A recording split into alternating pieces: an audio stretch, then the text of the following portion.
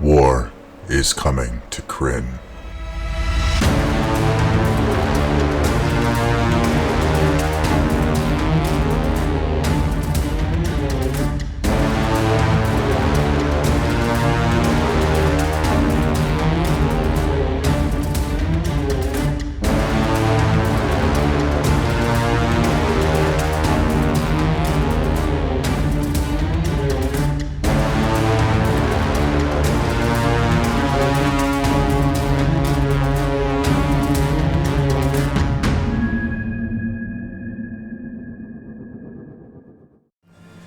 You've awaited this night for hundreds of years.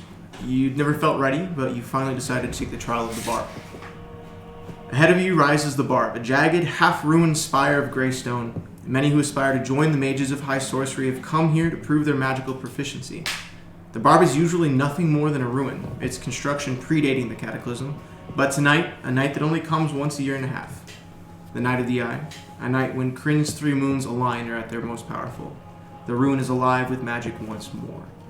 Soft light shines from the archway in front of you, leading into the structure. So you're currently outside.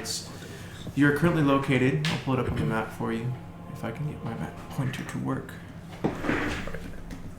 Yeah. So he's down here, just north of Shem. Okay, so you're up this way, just north of Shem, and you see this dilapidated spire appear in front of you with shimmering doors that almost seems alive. There's banners over it that have the symbol of Krynn, or the symbol of the three moons. So you have a red moon, white moon, black moon, and they kind of shimmer as you look at it.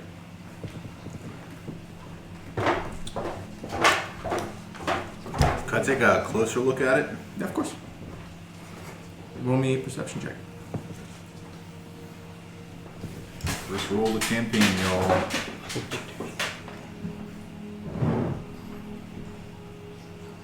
What are we looking at? I think I'll just roll. Oh, it's rolling itself. Okay. So at the moment it's just Kyle. 9.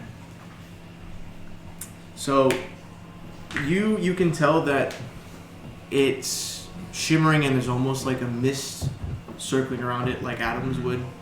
And the mist is 3 different colors that represent the moon. You also feel like there's a faint hint of something else there, some type of blue sigil that you can't really tell. But you're not sure if it's arcane or not.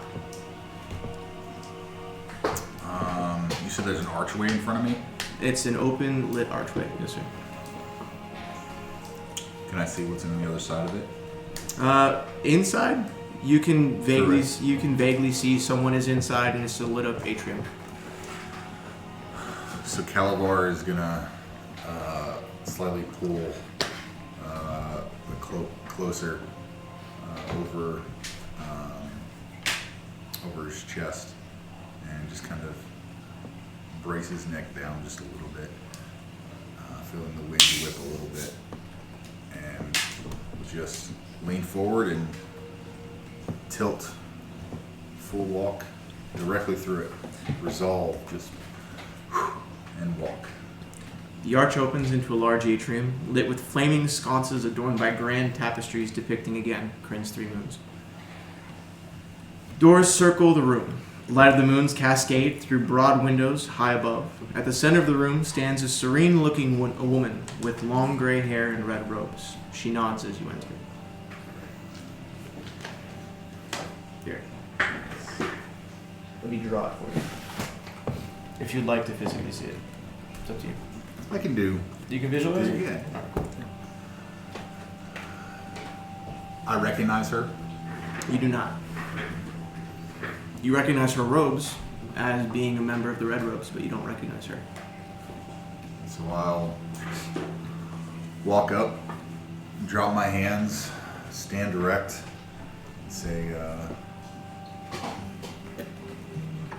Calabar or nothing. I'm here for the trial. She looks at you and she says, "Oh, Calavar, I've heard of you before. Welcome to the Barb. I heard you're looking to undertake the trial today.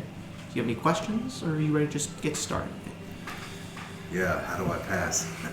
Oh, there's nothing I can tell you about that. Just don't die. Well, I've lasted this long.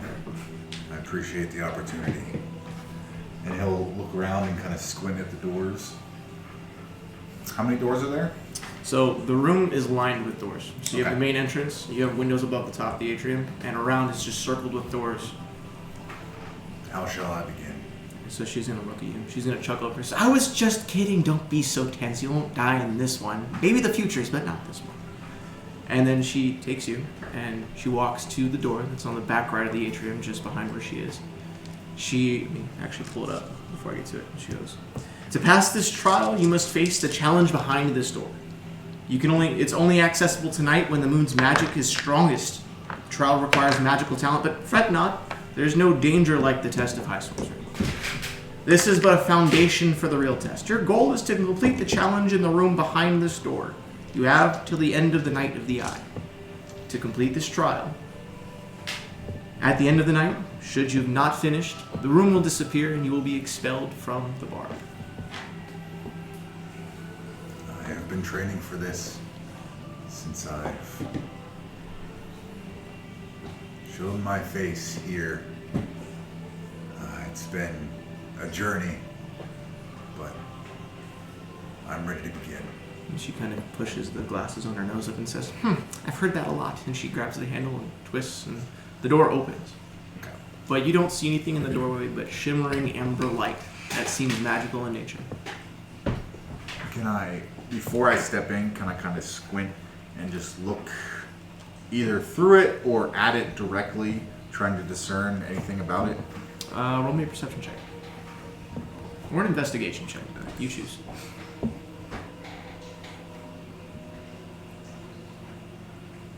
Let's go perception. Natural 20 for a 24. You can tell that this is a portal. It's definitely derived of arcane energy. Smirking to himself slightly, feeling the arcane arcana emanate off of this portal. He will once again right himself and just lean forward and walk directly through. Okay. So, the door opens into a wide rotunda with black stone floors and walls carved with elaborate runes. The interior is empty save for a single pedestal at the center of the room. Atop the pedestal, an ornate gold key balances on its tip. Behind you, the door you entered through vanishes. On the opposite side of the room, an identical closed door appears. So there's a door on the opposite side, a pedestal in the middle with a floating key, and door behind me closes and the portal disappears. The whole door behind you disappears. The whole door disappears. Okay. For context, the room has a 100-foot diameter, Okay. and it's a circular room.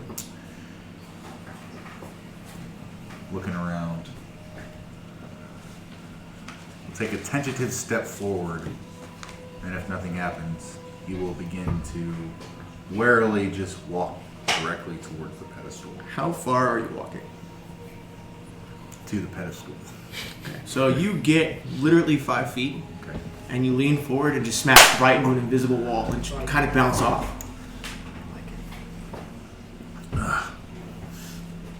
Straightens his nose a little bit. A little bit of blood. A little maybe. bit of tears. It's kind of takes his hands, does it Indiana Jones, kind of reaches forward toward the barrier. Mm-hmm. Does he touch a barrier? Yeah. You can feel something tangible in front of you, but you can't see it.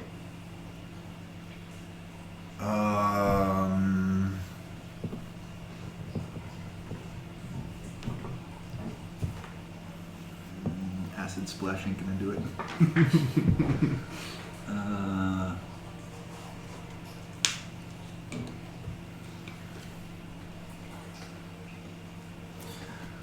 Can I gather that this is arcane in nature? Roll me an Arcana check.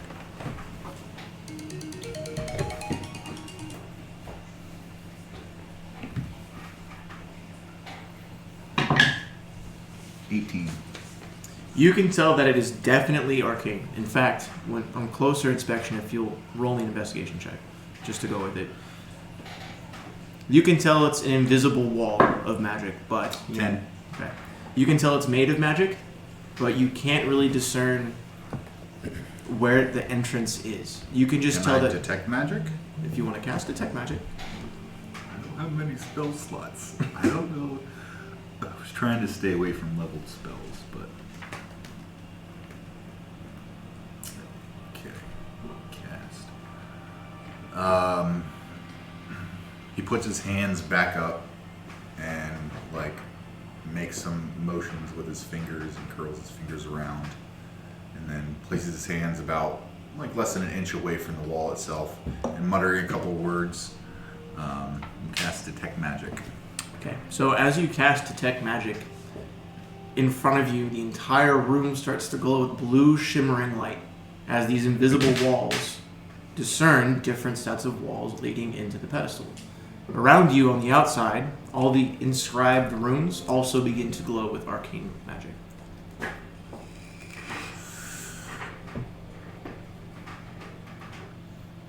He'll smile to himself, look around, smile a little bit more, and look for a way through the wall or around the wall. Okay. Roll me a survival check.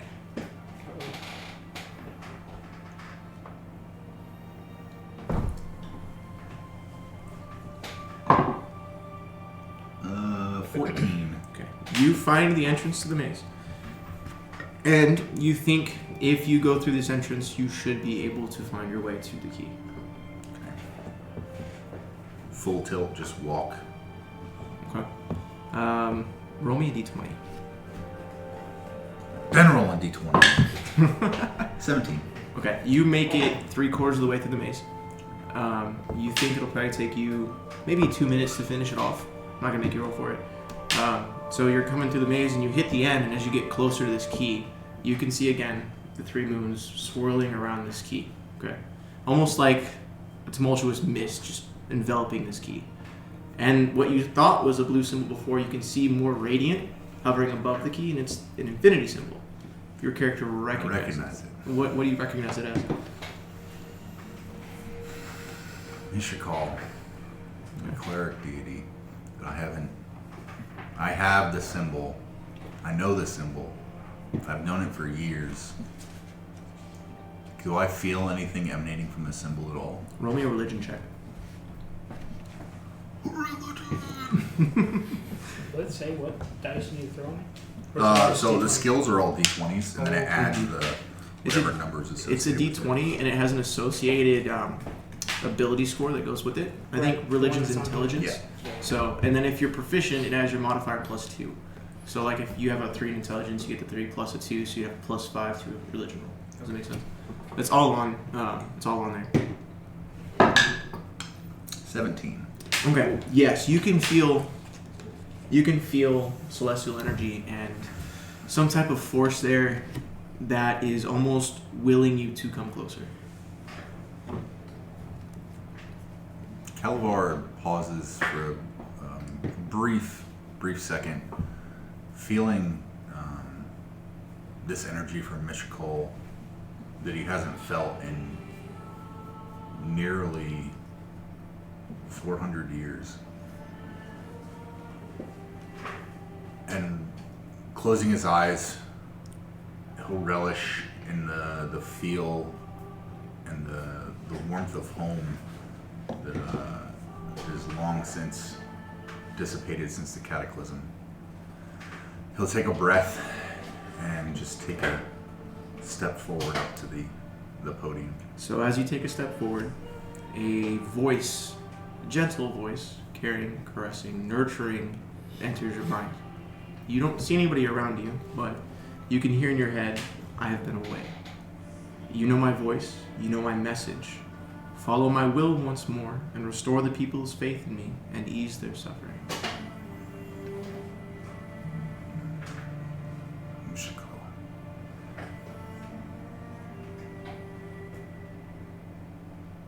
And he'll smile a little bit, and I have never once lost faith. I knew you would return. Now I see I'm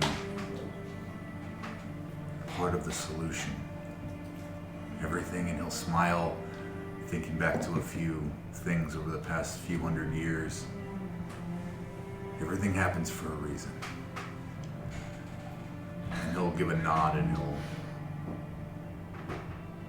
reach out to Mystical Symbol, or You're still probably 5 feet from it. step up to it. As you take the next step, 3 images appear from the mist that's swirling around this key in front of you. A woman in white, a man in black, and a woman in red. And the woman in white looks at you and says, I need a benevolent soul to guide my will among the mages of the white robes. Someone who knows what strength and wisdom it takes to provide true justice, protection, and healing arts through the arcane. Someone who will do what it takes to bring light to the world again during this time of strife. And as she finishes, the man in black cuts her off and says, ignore the self-righteous ignoble to my left. Your power is yours. Be my prophet. Take what is rightfully yours. Beat back the interlopers on Krynn and establish a new rank and file under the black moon. And as he finishes, the woman in red robes, almost distant, seems like she doesn't care much, says, how quaint, light and dark arguing over right and wrong again. You seem adept at the magic of illusion and the art of manipulation.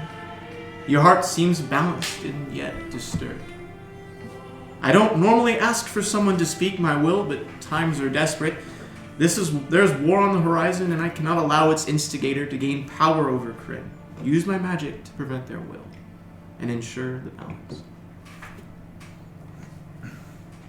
Calvar will look from each of the figures, one to the other, and look to the white-robed individual and say, since this world has been plunged into the darkness, benevolence has lost its place. And looking to the black-robed individual, Calvar will say, and we've seen too much darkness.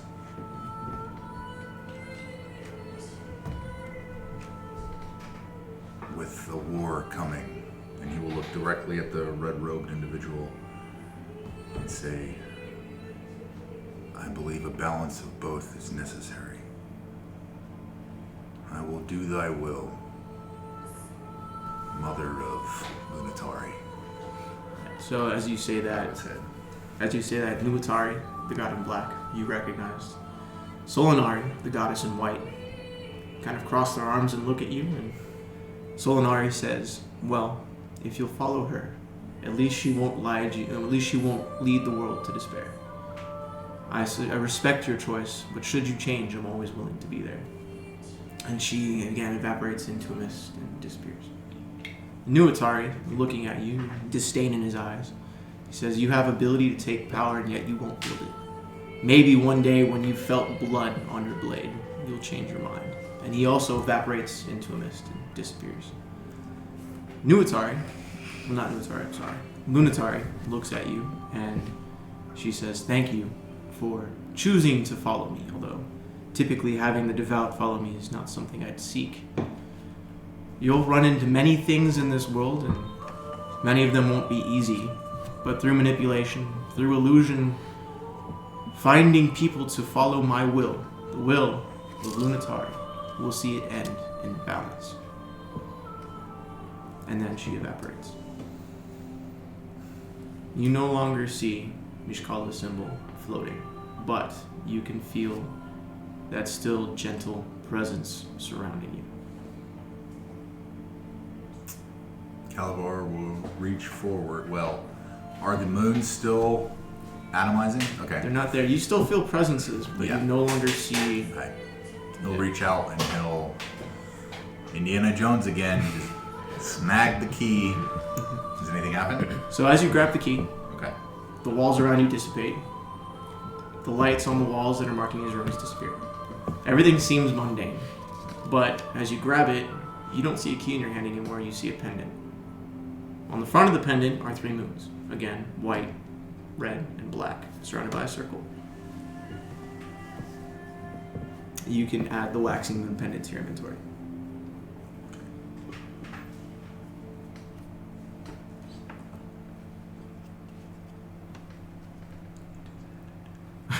He will take it, and he'll look it over. Mutter to himself, fine craftsmanship. Does it have a necklace? Yeah, it's an amulet. So you can, Okay, yeah, good. Yeah. He's gonna put it on and display it proudly right on side. top of everything else that he's wearing. Okay. So as you put this on, you notice the door at the far side's already opened up and the portal waiting for you. Walk Straight through. Continue on full tilt, just resolute in Okay. his decisions. So as you come through this portal, you are again back in the atrium of the bar. Okay. You can see an acolyte in front of Ravina, arguing with her as to why the challenge was bumped and didn't matter because he couldn't beat it if he tried. It was rigged. And Ravina's just looking at him cold-faced, like, I don't care. Get out of my barb. And the walls that were lining the atrium before are gone. They're only there. There's just the sole open archway that leads again outside. And the floor is yours, whatever you would like to do.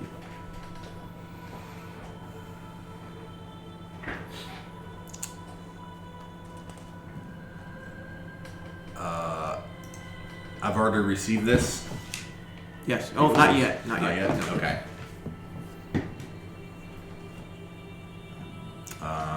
Calavar will walk over to the two individuals that are there Okay. and just say, is that the test? So, Ravina will look at you, and then she'll look back at the acolyte in front of her that's still trying to argue his point, and she just clicks her finger and he evaporates. He's no longer there. You think you can assess with your passive perception that a dimension door opened and closed almost instantaneously and ported him to another plane. Good. She'll look at you and she'll again push her glasses up and say, someone actually has proficiency for a change. And she'll reach down in her robes and pull out a scroll. Okay. The scroll is intertwined with red, black, and white ribbon to keep it sealed closed. And she'll also hand you a spellbook, again adorned with the three moons in the circle, which is the spellbook of the Mage's Knight of Sorcery. And she'll tell you that the scroll that she's given you, you need to give to a black-robed mage named Wyhin in the city of Calamon near Vogler. Okay. To who? Wyhan, W-H-Y-A-N. Sorry, W-Y-H-A-N. Wyhan. In Calaman? In Calamon, which is near Vogler.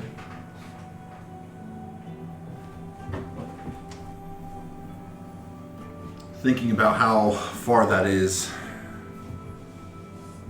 he'll say, is this the next test?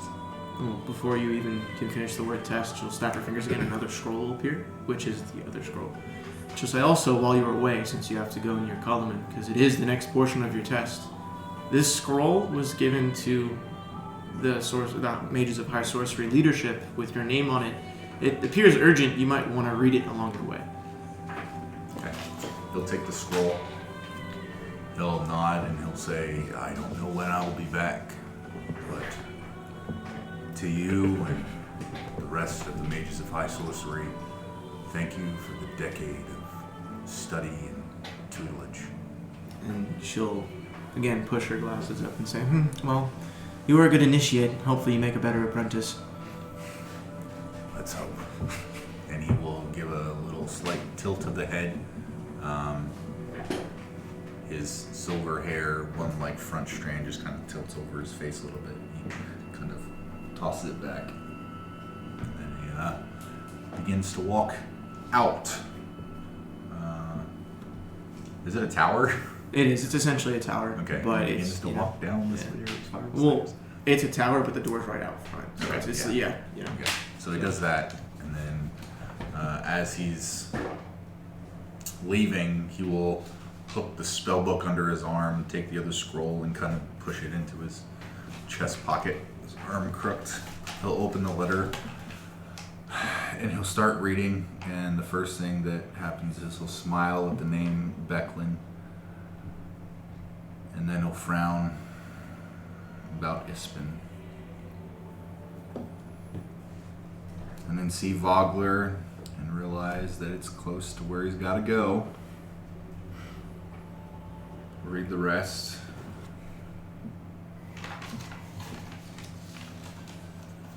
It'd be nice to see old friends again.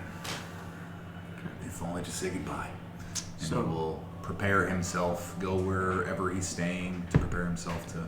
So you really have two options that you can do with. If you want, you can go south to Shim and prepare your items. However, you already have most of what you own with you, I would assume. Right? Yeah, probably. Okay. Everything that he needs. You also know inherently from your knowledge of travels, because you've been around for a very long time, being an elf of almost 500 years, that the next nearest town up, which is the one here, if I can get the marker on it, Yeah. is where you can get the next available boat to transit to Vogler, seeing as it's on the farthest northern point of the map compared to you. Cool. Yeah. Go prepare to go north. Okay. So, where this scene closes, the next one opens to Peyton.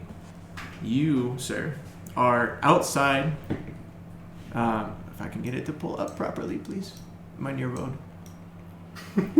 Bones are, I think, down here. Wait, can I laugh? Is it Yeah, okay? absolutely. I've been trying to like keep quiet right here, man. I'm sorry. No, it's fun, dude. You guys can goof as much as you want. It's Yeah. fine. Okay. Yeah. I just Because I'm trying to listen to like everybody's backstory too and all this stuff. yeah. A lot of Especially it. yours, like in my head. There's Bloodhound, there's Blood right here. Yeah, I believe I put you in blood. I'm just pulling it up so I have it correct. I had to like create stuff for each of these locations, so I've been busy, boys. Where is it at? Is it B right there? B-I-E? BLO. Right there. Blood, yeah, but there's a small town. That's Argos. BRUMI? B-I-E. B. Yeah, it's Right. just south on the river right there. B-I-E. B.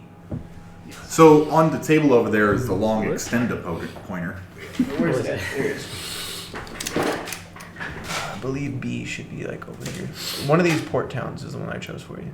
There's Tram, Brokt. I think it's Tram, actually. I believe Tram's the one I chose you, because B would have been the one closest to you in the south. Yeah. Okay. No, Shim. B. BRUKT, Brokt. There's... Whatever. Well, you know what? Pick a town along the rivers, and we'll run with it. It's fine. Yeah, we'll go with BRU. Actually, Brook. we'll go with one of these ones because you don't want to transit that way. So Okay. we'll go over here. That way. Okay. Okay, cool. Oh, I cooked. So, Tarn? you, sir, wake up. It's the morning. You have been out in the wilds, camping outside the town, enjoying nature. And a young child of the tribe you've been staying with comes running towards you, holding what appears to be a scroll. So I eagerly get up because I'm ready to start the day. But I still... Appreciate that music, guys. I'm trying to get vibes. No, I'm trying to like... Again, I'm trying to... This is the first time, so I'm trying to like act this out. I eagerly wake up, ready for a new day. Because I have plans on moving with the tribe. The tribe plans on moving it Further around blue. further down the river. And I see the child run towards me, and the perplexed look on my face, and I ask, what's going on? Like, are you okay? So you recognize this child as your chieftain's younger daughter named Beryl. And she's waving the scroll, and her little like 12-year-old self says, "This came for you. Dad said bring it to you. He said it's important. There's also a canoe waiting for you at the river because you might need to leave soon." So I eagerly take the note from the woman, or the child. I thank her, and I ask her, did your father say anything else about this? Who gave it to your father? Did you say that? No. She tells you that she saw a knight in shining armor with horns, which makes you think of the Silvanesti knights, had shown up to her dad and handed him the letter, specifically requesting your presence. Okay. So I take the note out of her hand, thank her, and tell her I'll meet her at the tent for the chieftain. In case I need to say goodbyes. Okay. I open it. Again, as he said, I I smile as I see Becklin's name there. And I recall the adventures that him and I have been on. And then... Okay. Then I tried, I think, if I can remember upon my journeys where Vogler is, and then it instantly clicks to me, yes, I've heard of it and I've traveled through it. Through my many years of not pilgrimage, but more, because I'm more of a, what did I say? I'm sorry. I heard pilgrimage was the last thing you said. But Okay, so pilgrimage, we'll say pilgrimage. I keep reading and I think to myself, well, I'm ready to take this. I've been meaning to make a journey by myself, so this would be the perfect chance to do so. So I put it in my bag, and then I start walking towards the chief's tent. Okay. So it's gonna take you most of the day to get back to the chief's tent. Like his daughter has been, she's been booking it to come find you because you were far enough from the town to where you were gonna have some issues, and the tribe's already up and packed and head the other direction. So it's gonna take you most of the day to do that. Okay, so I'll start walking towards the nearest port. Yeah, so we'll say like you're up here in the woods north of it, or like the woods in the mountains up north, so you have to come back down to okay. So as you start walking down the path, it's now going to fade out and then come back to Jared, our first friendly neighborhood Minotaur. You, sir, pull up the next one. Just right on that landing right there. In theory, I can hit all three of you at once, but we're going to kind of ping pong because this is going to be entirely like off cuff because I didn't have anything for this area besides like an inn. Quick question, if I may. Mm-hmm. Is there a city somewhere? For you guys? Yes. Yeah, I kind of chose one for you guys. Alright, bet. Because that's what I had in my mind. Yeah. This one right here. He. That's what I was looking for. H-I-E. He? You guys are in HIV? H-I-E. Yeah, that too. So you guys are in southern Ergoth, which is why y'all speak Ergot. Okay. In He. That's a city. It is a city. Okay. It's a port city. This is the capital for northern Ergot. This is the capital for southern Ergot. The circles are capitals. The diamonds are cities. Okay. Cities are villages. Okay. Okay. So in He, the camera's going to pan and we're going to look at our first friendly neighborhood, Barbarian. If I can get my mouse back, I just gotta do some hippity hopping here. And you, sir, it's about midday. You are coming back down the path from another one of your great escapades. Do me a favor, roll me a d20. Already? Yeah, this is for something different because he just made the character. So You're dead right away. you fell in a pit trap. You lost all your health. 2. 2? Yeah. So your recent contract with your mercenary guild, you took care of the target that they wanted you to take care of, and you got 20 gold from it. So you found 20 gold on the instance you took care of. Okay. Yes. So you're heading back into He.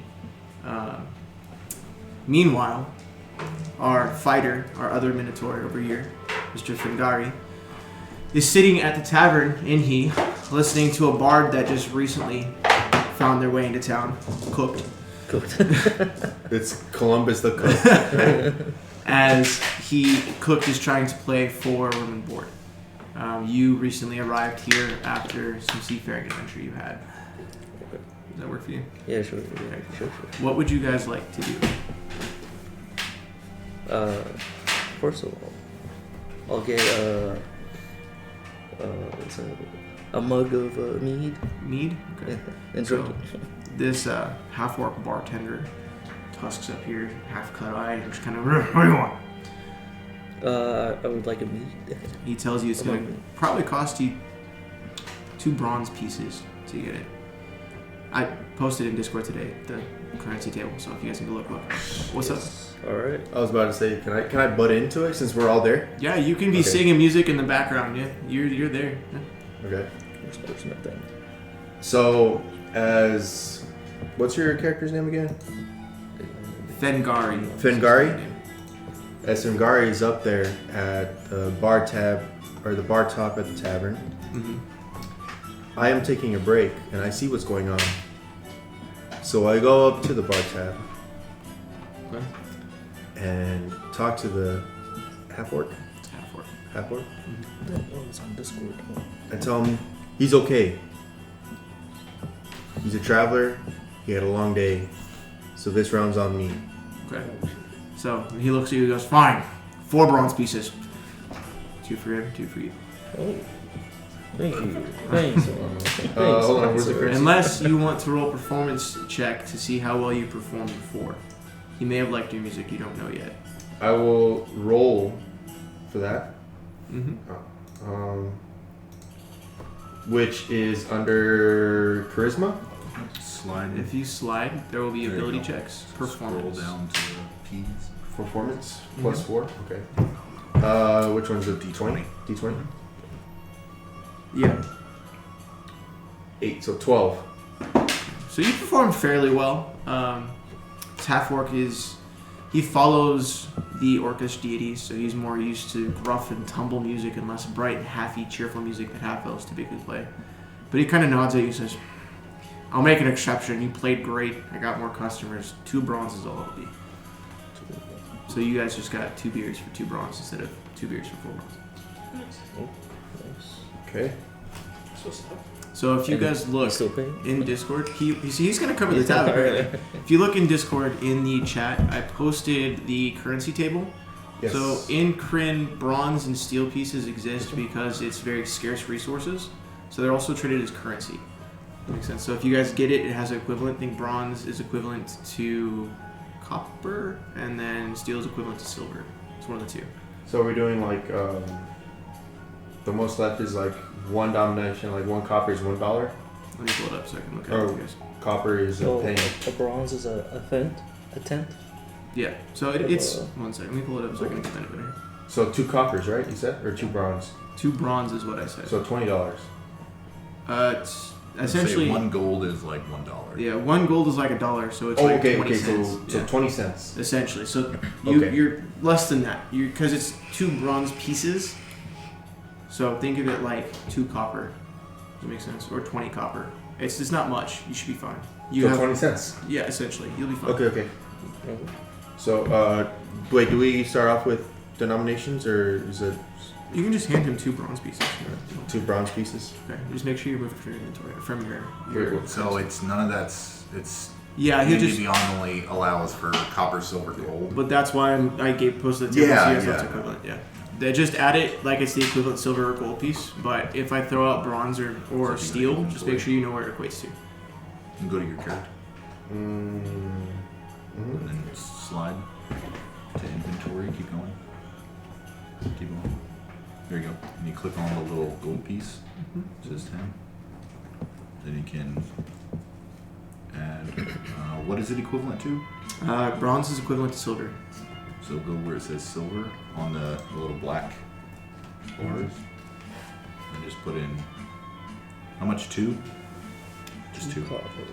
And then remove. Yep. Oh, you're gonna have to.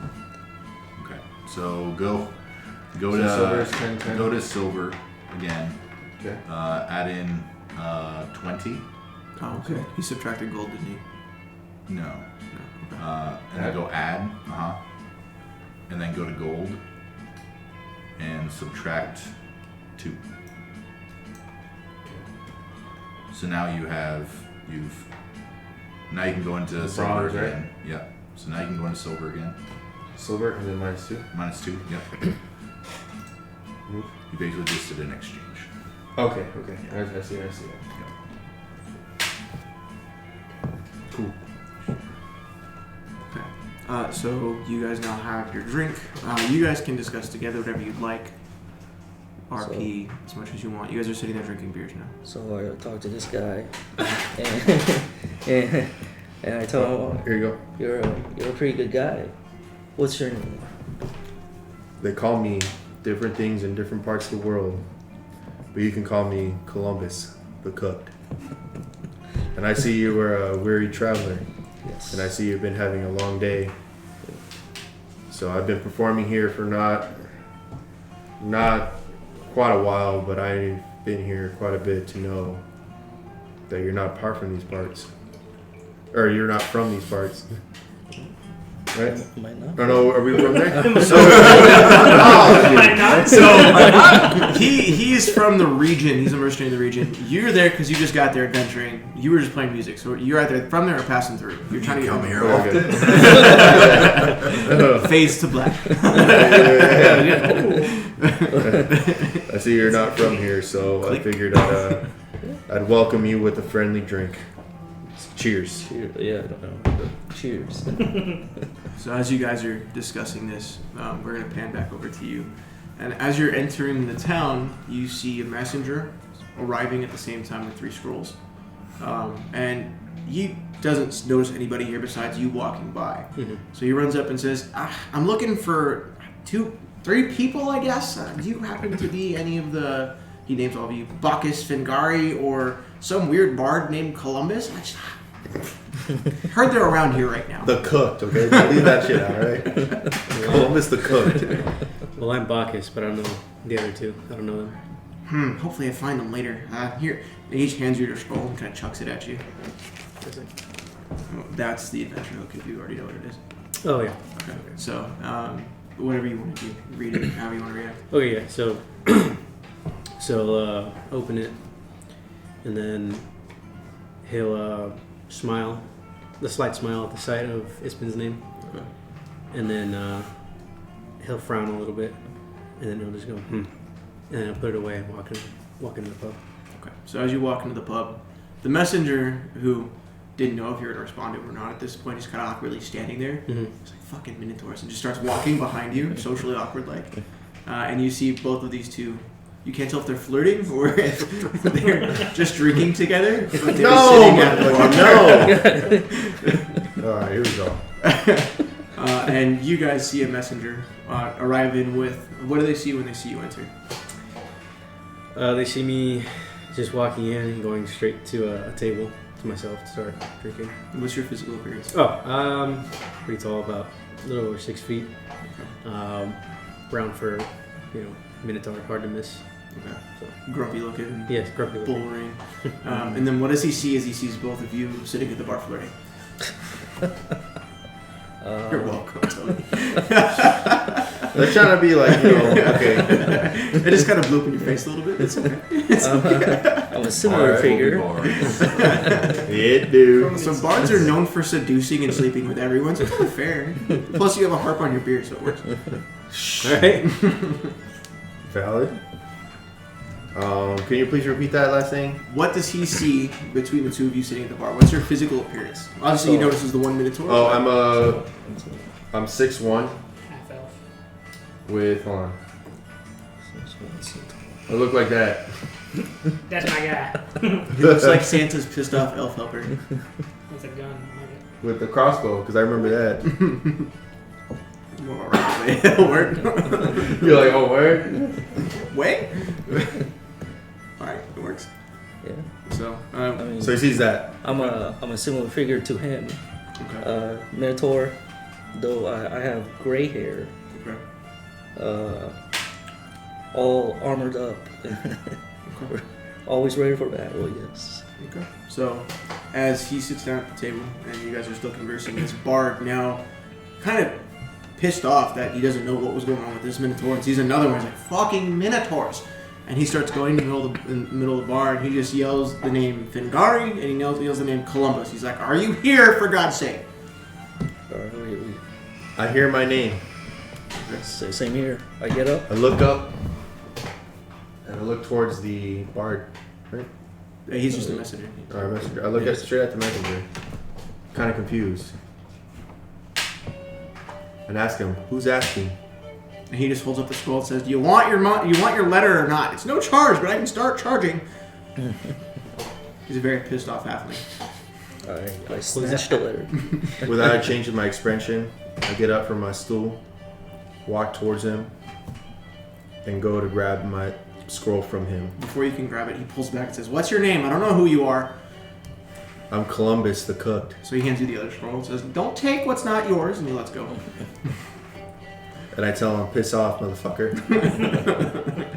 He just flips the bird and looks at the other guy walking towards him. And I walk straight back to the bar top of the tavern, and I tell the half orc. Never mind. Okay. I tell the half orc. Isn't he a fucking piece of shit? Luckily, the halfling can't hear very well. He's been around a lot of bad things in his life, so we're reading that later. So I also get up, walk towards the messenger, look at him weirdly confused and stuff, and I snatch the letter and tell him this is for me. And he just looks at you, and he says, "Stealing's a crime. What's your name?" Fangard. Okay, cool. And he just turns around and walks out. He's like, "I'm finally done for the day." You guys now have your letters, so you guys officially have the adventure hook and know what's going on.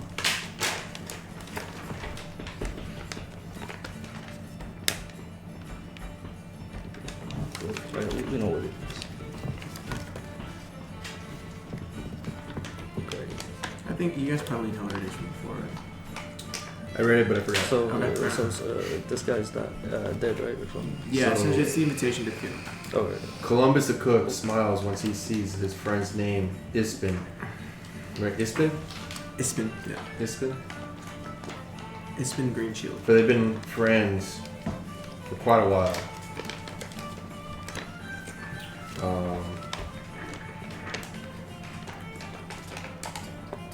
And he reads the rest of his letter in content. He's telling you to talk. Yeah. I pick up the letter in confusion. Don't know who would be writing to me. And I read it. Can you? What languages do you know? Is this in common? It would be written in common. All yeah. right. So I read it. A little confused, distraught a little. And I look right next to the bard here and see if he has the same letter. Okay. You know, so with your passive perception, you don't really need passive perception because he's a hulking minotaur compared to you. You see this minotaur just lean over and start reading your mail. And then I tell him, "Hey, bub." Hey, bub. I'm talking Texas right now. I'm a bit Cooked. You got a problem reading your own damn note? Now, he was just super friendly and bought you a beer, so he gets mixed signals now. I'll ask him, how do you know Ispin? It's been I have the same one. You can hear them saying the name Ispin. Yeah, my ears perk up when I hear it. It's I'm just been gonna listen to the conversation. have been dear friends for quite a while. Can I just, or is like a backstory with Ispin, or can I make my own backstory? No, with so part of the backstory has two things, right? You choose the initial, like, what your character is, and then the history of how your character became that it is that. So knowing Ispin would be part of that. That's Okay. whatever you make. So I met Ispin at a tavern once. and then the best of friends. He was telling stories and I was singing. He was the only one in the audience when I first went up there to perform. As I performed, Keep going. Ispin was the only one in the audience. As I completed my whole session,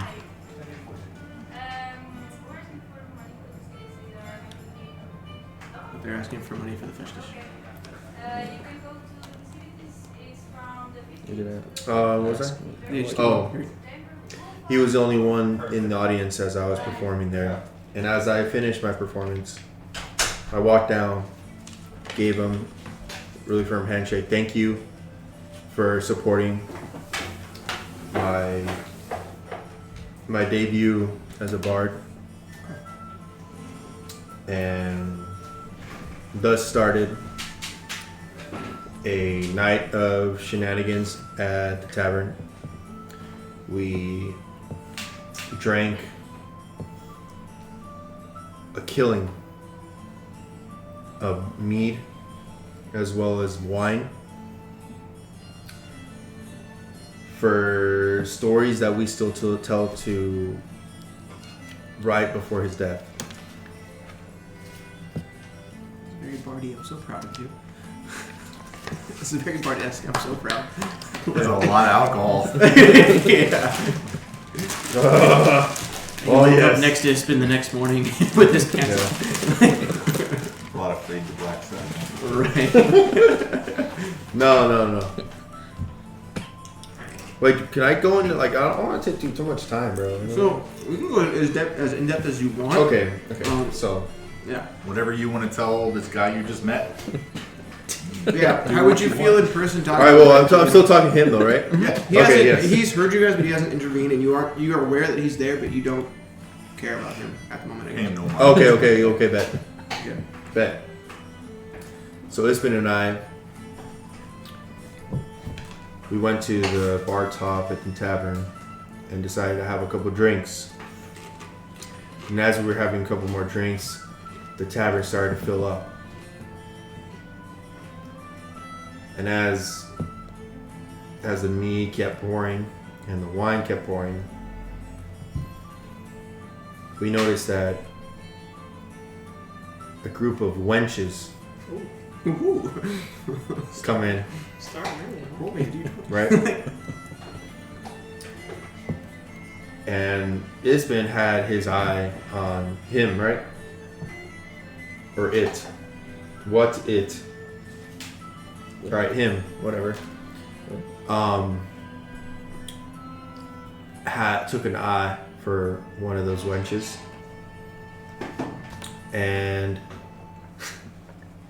decided he was gonna go for the wench. And that's not And tender. Columbus the cook wanted to go for the other one.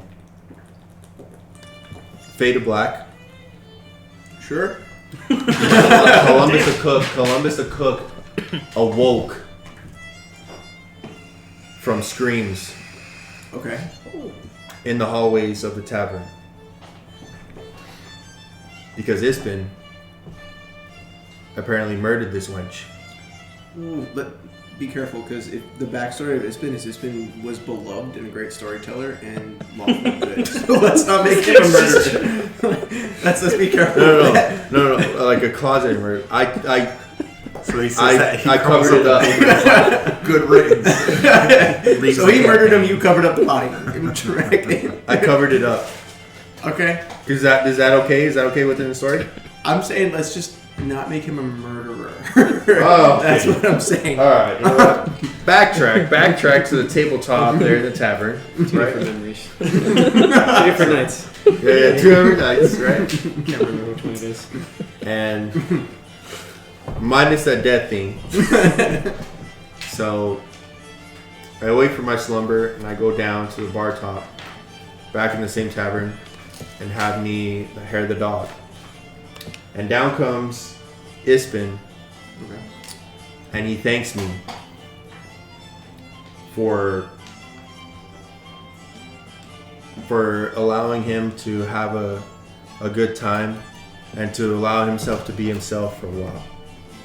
I, in turn, thank him for supporting me at my first performance. That's it. Okay. Minus the death or whatever. Rob, I murdered someone. So thanks for a good time. Because murder is always fun. Because I was gonna go with like he murdered it, and I was gonna like, okay, we're gonna cover it up or whatever. You're still a good guy, but but I still have something like my You're a beloved teacher and adventurer that murders people and we cover it up. It's perfectly fine. I love but it. he didn't murder him or murder the wench. Yeah. Just yeah. Okay. All right, Whichever one you want to go with. All right. Yeah. Just make sure you can include it in like the history of your character so we can reference it later. The investigators show up. I'm kidding. So what do you say to Cook with that? Cool.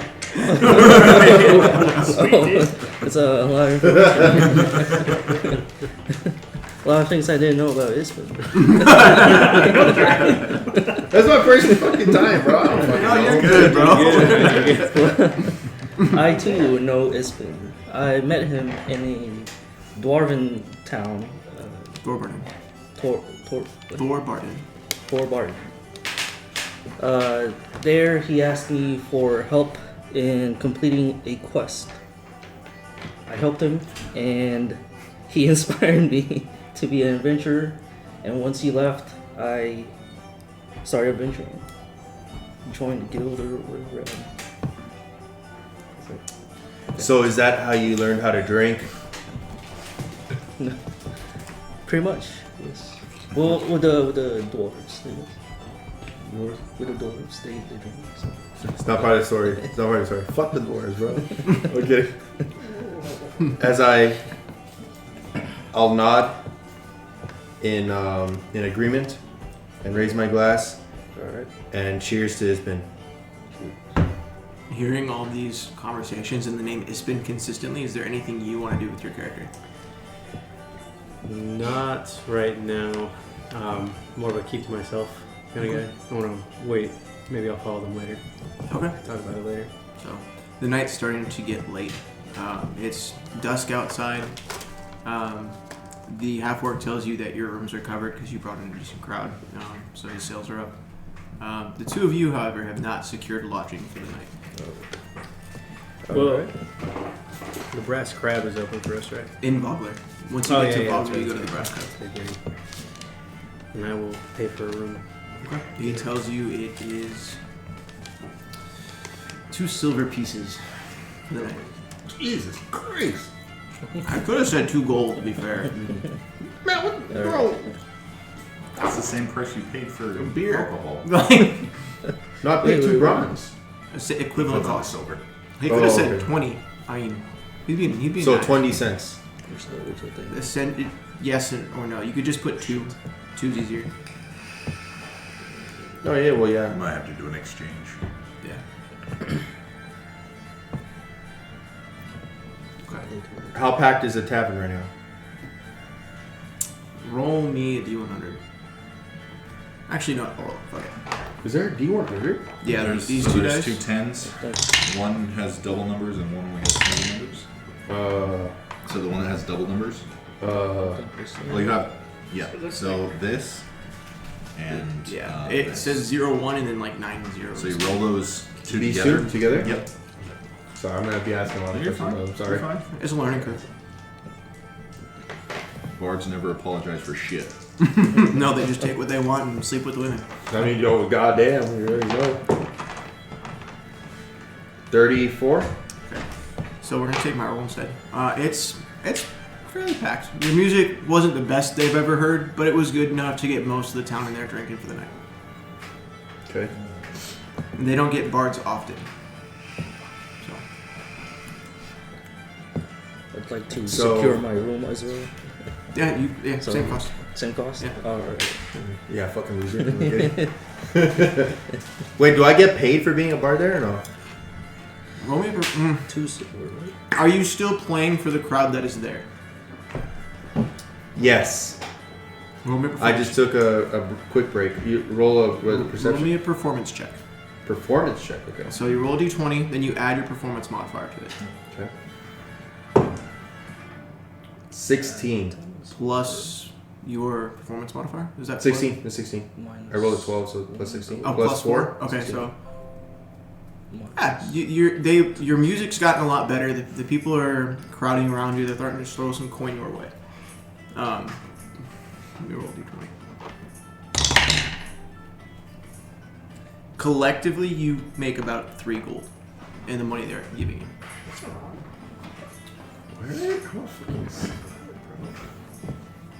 Wait, can I? Oh, alright, you know what? I'll just keep my comments to myself. I'm dead. Okay. 3 gold, right? Mm-hmm. Sleeping bag. Okay. As the night comes to a close, No, you're good. Go for it. as my performance comes to its end, Mm-hmm. I see my newfound acquaintance at the bar securing his room. Okay. And as I do that, I see a beautiful wench, blonde. Roll me. Does he? How much have you drinking in this moment? How much have you been drinking as a bard since you started playing? Since meeting, was it Minotaur? Yeah, we'll say that you performed so well that the barkeep was paying for your room and your alcohol the whole night. Okay. So how much has your character drank? Roll me a d20. Okay. How many bitches you Shoot.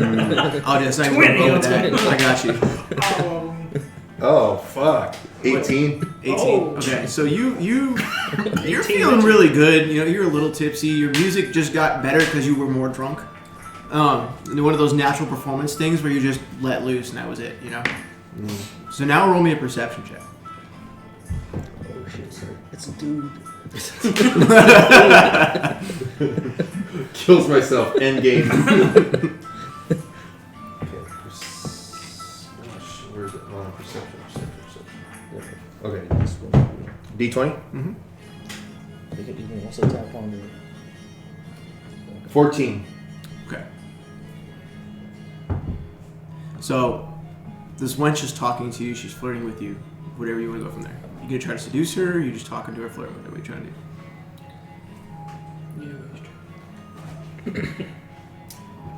I talked to her Okay.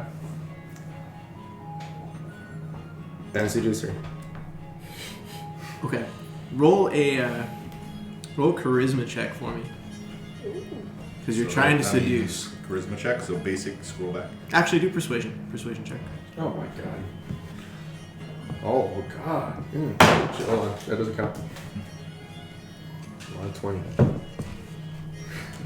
Hold on. Plus 4, right? You said? Mm-hmm. 23? She definitely seems willing to go with you to your room.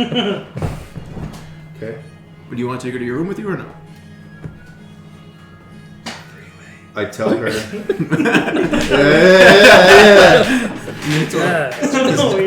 I tell her, let's go get a couple more drinks from the half orc since all my drinks are paid for the night, and take him up to my room. Right. AKA I don't pull out. And it fades to black for you. Face my What are you two trying to do? I'm just gonna go to sleep. Okay. He's like, man, ain't no wenches for me. I ain't doing that. You do see another Minotaur. He is the only other Minotaur in the whole bar. So, You both stand out. Hey, wedges want that Minotaur cop? it's called jousting. Thank you. Jousting?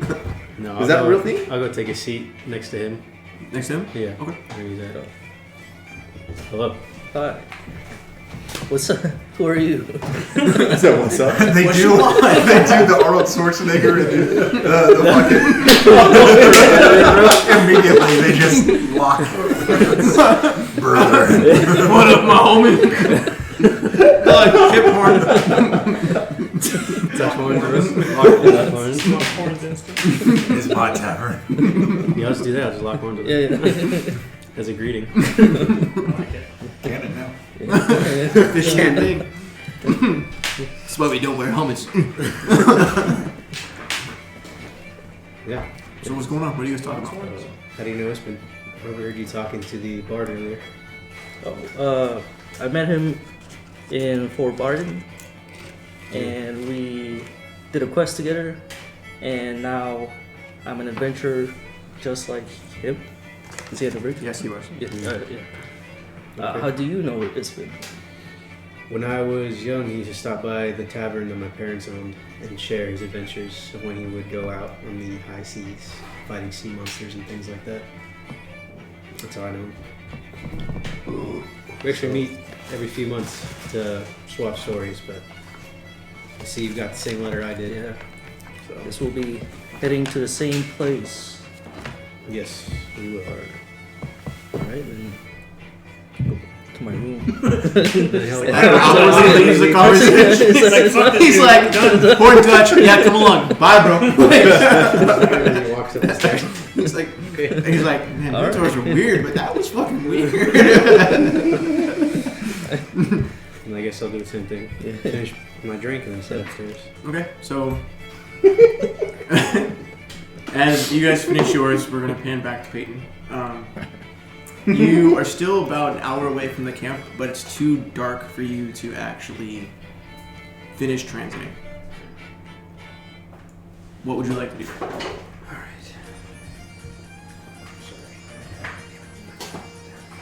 That works too. Supposed to be druid vibes. Yeah. I mean, Irish, come on. Yeah. So I check and see if there's any bodies of water nearby because I'm quite parched. Is that Yeah. Do a nature check. a what now? Nature check. Actually, survival check for me. You looking just for water, or are you looking for a good place to bed down for the night? A good place to bed down near the Okay. water, Okay, yeah. just so I can Give me a survival check. +4. We'll say you know the area fairly well, so you can roll with advantage. Advantage is 2 dice. 2 d20s. You take the higher roll. Feel lucky. 18 +4, 22. Okay, so fairly easily, you know the area fairly well. You find a clearing that's just off the path. There's a small stream along the far side of it. It's probably about a 5-minute walk from where you can actually lay down. And you think you can set up tent and be good for it. So I have an ability. I'm just trying to throw shit around to see how it works. That's how to do it. So I have an ability. Which is an ability. Shape water, Okay. which is so I take my drinking, Your flask. my flask, and I use my powers to Get the water into the get flask. some water in the flask. I know it's like it's extra, but again, I'm just doing something. Fine. We call it a flavor. You're adding flavor. Yeah, adding flavor. Nice to meet you, Cora. Yeah, you're good. You're good. Can I grab a So as you do this, the water just kind of flows out of the river, kind of swirls around, goes straight into the canteen, and you roll me a d20 and see how much you can fill it up. Actually, not a d20. Roll a d100. So 2 of them is right here. Yep, those two. So 70 and a 70. So you get it 77% full. There you go. So like that. So you get it almost entirely full. You cap it. What would you like to do besides fill up the canteen? You've already pitched the tent. I'll say you've already pitched it, and probably got a fire going. So whatever else you'd like to do. Let me see. So I go looking for a small rabbit or some kind of Survival check. survival check. Actually, we'll say that you already had food in your pack. Okay. So you had berries and meat. So yeah. Okay, cool. We'll just try past that.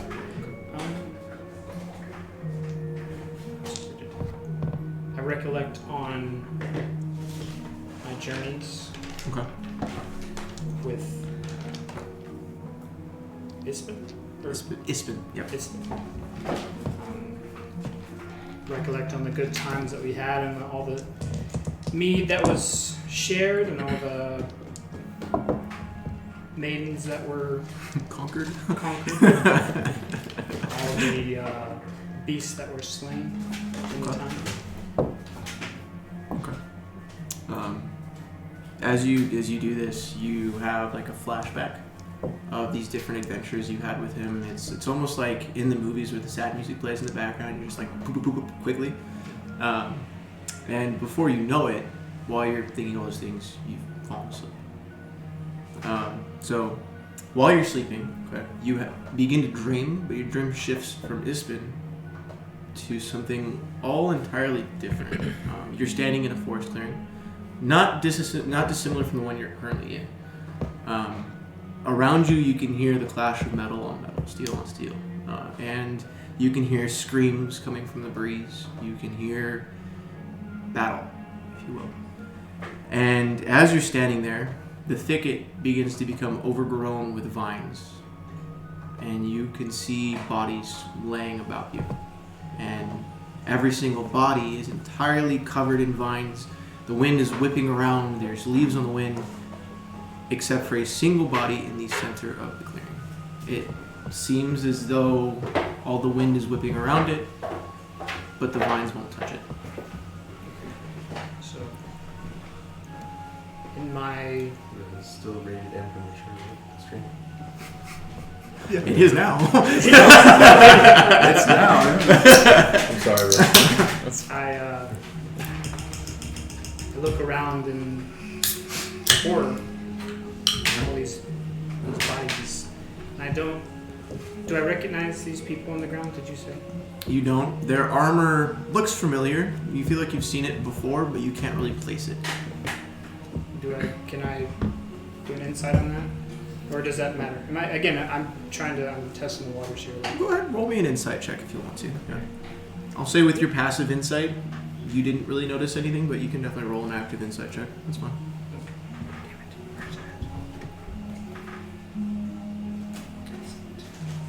So yeah, what was it? It's +4 insight. 24. Okay, so just so you guys know, for the newer players, you have 3 stats that have a passive check that you may just notice things or recognize things. It's a perception, investigation, and insight. Okay, so if you walk into a scene, I may say naturally what your character does and doesn't see. So if you want to do a check, I'd like to check this, I'd like to investigate that. Would I understand this? I'll have you roll for it. And when you roll for that, like his was a 24, we'll take that insight check versus your passive. Does it make sense? For situations where my character is not accustomed to. For situations where you walk in and you know stuff about an area, but you're trying to see if you know more. Does that make sense? Yeah. Yeah. So with that, you think if you get closer, you can definitely identify exactly where this armor is from. Okay. Then how big is this field? We'll say it's roughly 20 feet in diameter. It's a thick. It's not. It's not a field. It's just like it's just like clearing. No. It's not. Yeah.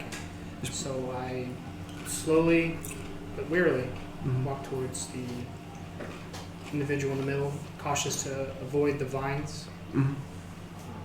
As you begin to walk towards him, the vines that are surrounding this clearing in the wind kind of parts a little bit. Think of like Moses in the Red Sea. Right. So as you step by step, it just kind of opens a path.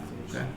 As you get closer, you can see the body that you're trying to identify is clutching something on their chest, and you recognize that the armor appears to be Solamnic Knight armor, or Knights of Solamnia. So you recognize the horns and the filigree and the rose, the sword, the crown. You recognize all of it. So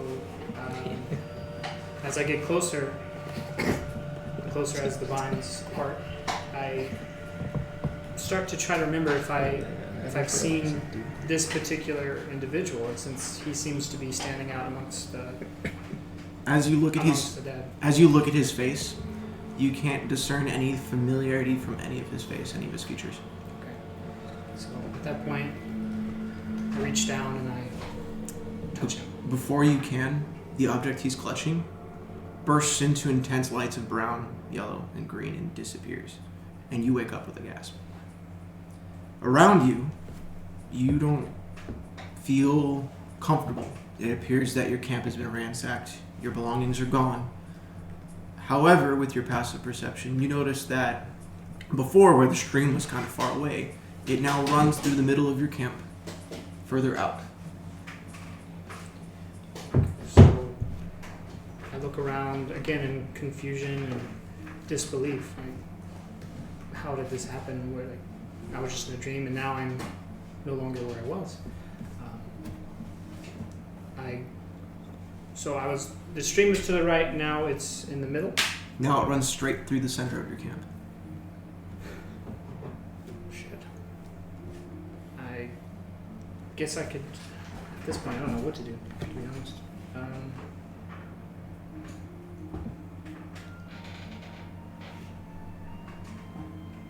I try to figure out what happened. Okay, with your passive perception, you realize that the item that the soldier in your dream must have been clutching was an amulet. Are you investigating the area? Are you trying to figure out what's going on with the camp? With the camp. Okay, roll me an investigation check. Investigation +0. 19. Okay, you cannot find any trace of anyone that has physically been in your camp, but you can tell that it's definitely been messed with. Something is different, and clearly something has changed because there's now a stream where there wasn't one before. So at this point, do I have the amulet or not? You do not. I do not. Can I search for the amulet? Or can You can, if you want to. You can roll me another investigation. Honestly, we'll take your previous investigation. You search, but your bag isn't there. None of your items are there. So as you look, you still can't find it.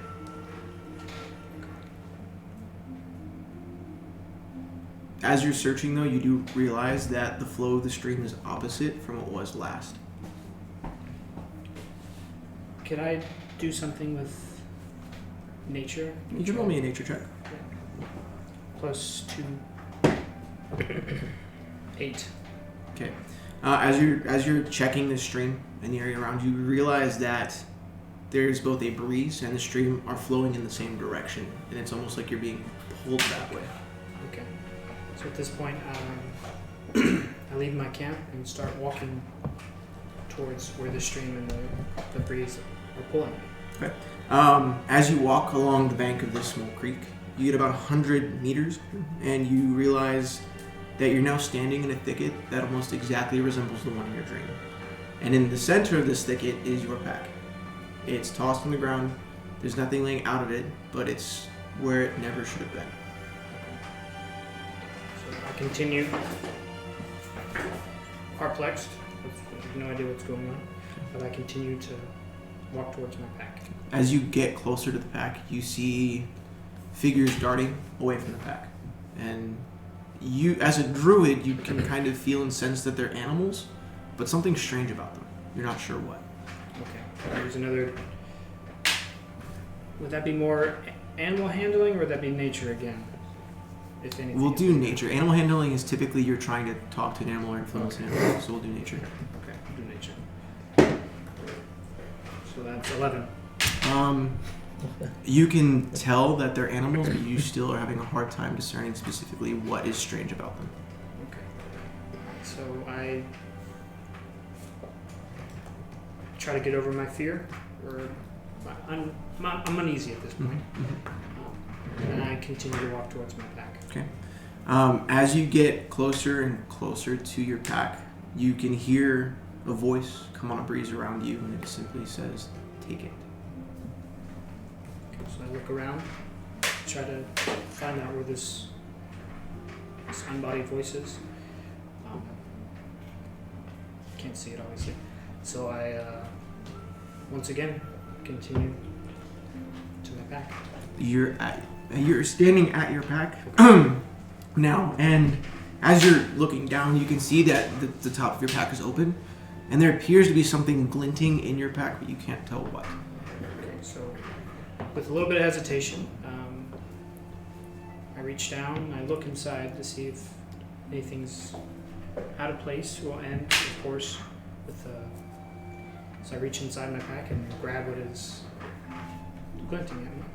So as you pick it up, you pull out this amulet about the size of your palm, and it's like a bronzish gold, and the chain drips down, and as you're looking at it, you see the symbol of a feather. The feather is brown at the tip, yellow in the center, and green at the base. My god, my deity. Roll me a religion check. +0. 15. Yes, you recognize it as Chislev's symbol. But as you pick it up, it disappears, and then you again feel the swirl of breeze. It's all the area around you gets crazy and crazy and crazy, and vines are coming up. And then it changes, and suddenly in front of you is a ruin with a giant oak tree coming out of the center and a dilapidated entrance arch. So I, again in confusion and amazement, no idea what the fuck's going on. I continue through the dilapidated archways, taking note that I do have, I believe with my stoneworking, I have ability to try to investigate. You're talking about stone cutting, right? The Yes. history checks? Yes. You roll me a history check, sure. Yeah, why not? History +2. 5.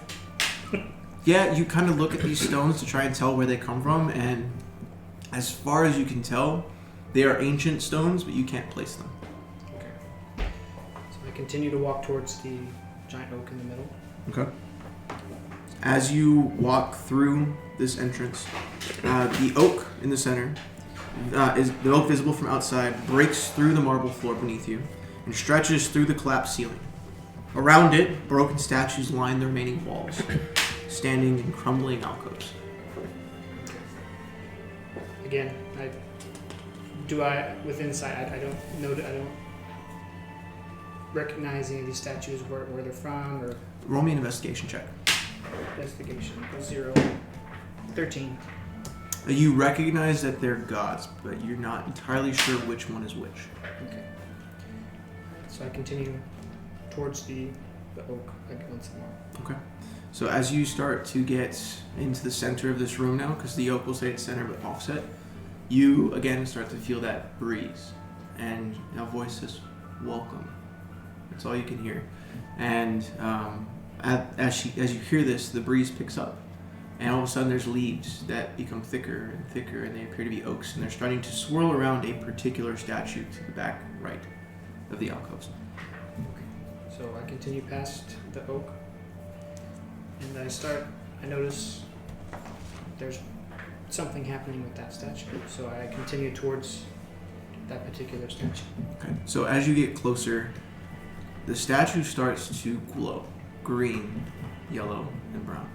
Okay. The wind starts to whip around it, and then formulate what is left of this crumbling statue. And before you, you see what appears to be a woman with wild hair, wearing leather furs, and holding a spear in one hand, an amulet similar to the one you found before. Maybe I should read this. So it says, as you approach the ruined glowing statue, a wind carrying oak leaves picks up from the still space and swirls about the room, rushing towards the statue. Suddenly, small wooden creatures begin scurrying past. As you get closer, the leaves and wind begin to complete the statue. You see a woman with wild, matted hair. She wears animal skins that drape over her so perfectly that it's like a second skin, except where her feet and hands appear. In one hand, she clutches what appears to be a crudely made short spear. In the other, she holds a feather, brown, green, and yellow. Slowly from behind the statue, a horse made of wood appears and walks out in front of you. A breeze comes from around the beast and towards you, and on the breeze you can hear a woman's voice, the same voice that urged you inside. She says that she can't abide the destruction of the forests, and she can't allow nature to be corrupted. She can't abide the manipulation of the natural world around her, and she bids that you take up her arms and defend nature in her name. So I stand there in amazement, as I've been searching for years and years for my deity, Signs my of just, god. so you recognize her as just like that, obviously. So, and what would you like to say to her? With a tear rolling down my eye, I say, this is an honor. I've lived my life for you. I've lost part of my life for you. And I still would devote my life for you. As you say this, the horse steps forward, and it kind of leans down on its front. So it bows one hoof and lays the other one down, and it lays down its head. And from the center of its head, a horn starts to sprout and grow. And you hear on the wind, grasp the horn. I eagerly grasp the horn. So, Take as, strong. as you grab it, it kind of just pops off the front of this horse, and the horse stands up. And it continues to grow in your hands. And in your hands, the shaft elongates. And, I'm sorry, let me actually read this because I wrote it. It came out freaking awesome. You broke a unicorn. Right? The horse turns and goes around the statue and seemingly disappears. The horn continues to elongate. As it lengthens, the horn point turns into a jagged spearhead, and the base turns into the haft of a spear. At the joint where the head meets the shaft, green vines wrap around seeming to facet together, spear to haft. Within the vines, 2 feathers of green, yellow, and brown appear. You recognize this as Chislev's Green Protector, which you can now add to your inventory. Inventory. Do I look? You can go inventory, add item. If it doesn't pop up, then we have to go into your settings and activate homebrew. Okay. Just search it. What is it called? Green Protector.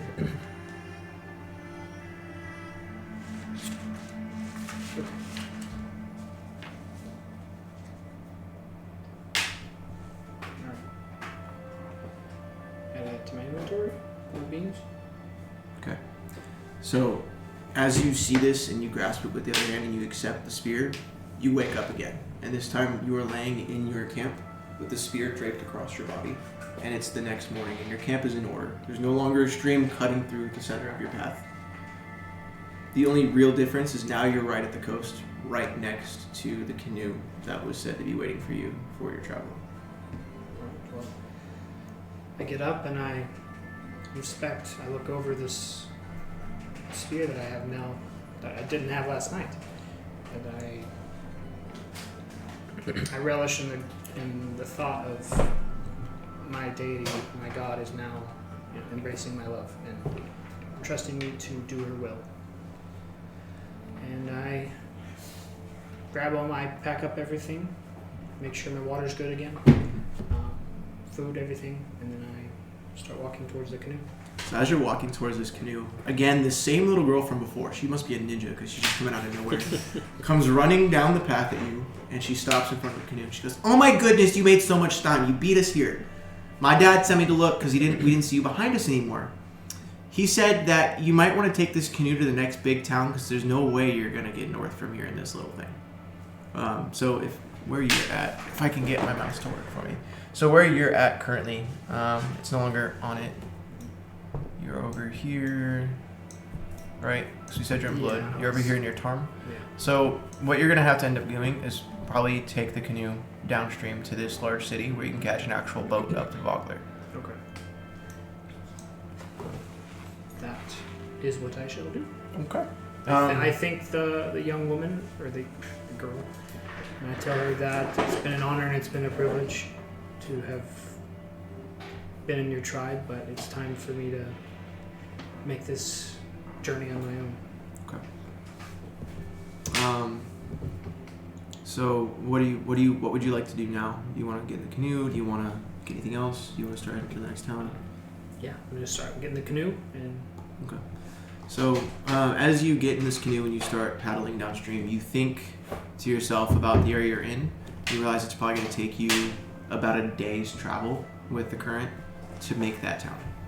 Could I use, once again, one of my shape water? Is it possible to help that propel a little bit? How long does shape water last? Is it instantaneous or is it a hour duration? So casting time, 1 action. If it has a consistent duration, it'll tell you it has duration. You choose an area of water that you can see with range and fits within 5 foot cubically. Manipulate it the following ways.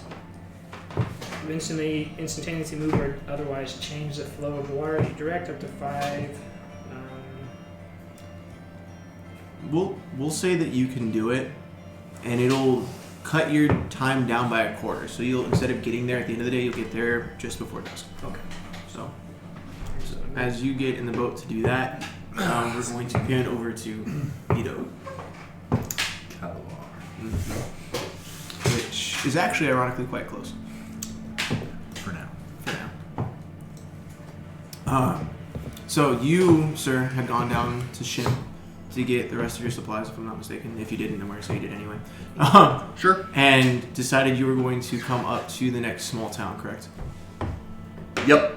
Okay. Which, if I can see my cursor, Go to a major port so I can head further north. this one, right? Mm-hmm. So It's the closest one. we're gonna just, because I had a hard time planning all that stuff. We're gonna That's fine. say we don't have to do any of that. that while he was doing his thing and they were talking, you actually boarded the boat. Okay. So we're gonna say you're in transit to the same town that he's heading to catch a boat. To catch a larger vessel to head closer to Vogler. Exactly. So we'll say that you are currently pulling up in this smaller vessel. We'll say it's a caravel and you're grabbing on it. You're hopping on a galleon, right? That makes sense. So you're now arriving in this town here. I can't see the name. That one. Sure attack. So Shintak? Shintak. Oh, whatever the hell it says. Shrimtak? SHREMTAK? Shrimp tack, sure.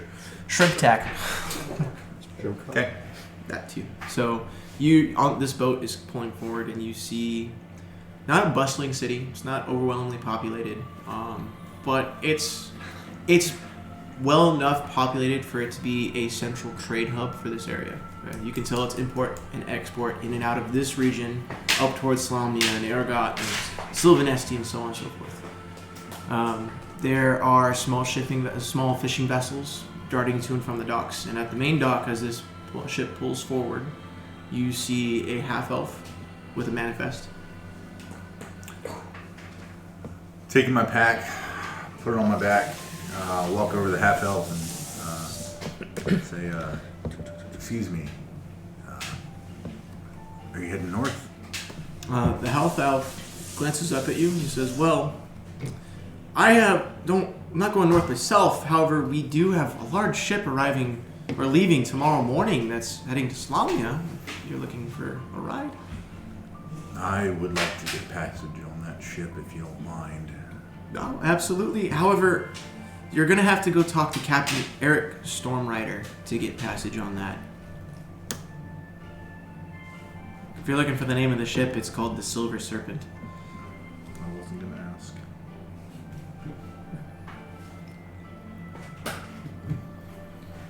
You're still getting laid, Tony, so you're fine. He's actually scraping off the grabs right now. And I'm not pulling out. Crap. And I'm not pulling out. Make sure of that. Half elf. Eric half Stormrider. wench. Of what was the boat's name? Silver Serpent.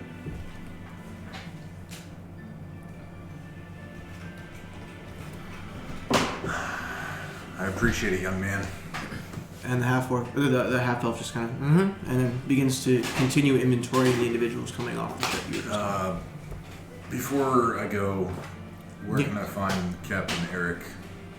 I wish you would have asked sooner. The innkeeper, Thaleria Silverskin, she should know where he's at. Just head up, take 2 blocks to the left, and there's an inn called the Silver Seal. You'll see him in there. Silver Seal. All right. And the half-elf just nods at you again and begins writing on his manifest. Calabar will just lean forward, and that's how he's like.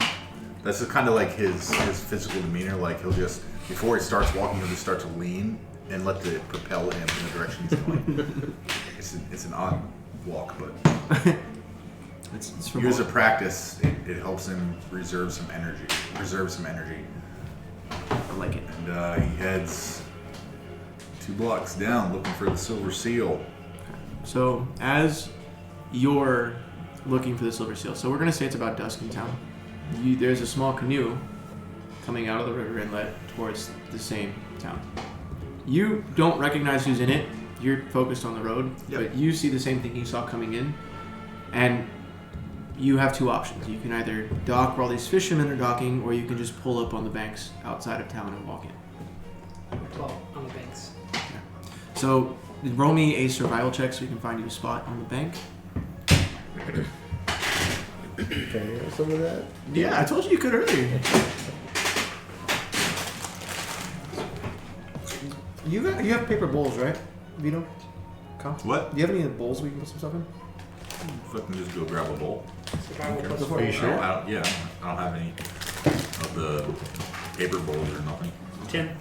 10? Okay, so Beside the sink. you search a little bit and you manage to Right-hand find side. just a very secluded little portion of beach that's probably like a 20-minute walk from the edge of this like townish village. You think you can get it pulled up onto the beach and be fine without any issue.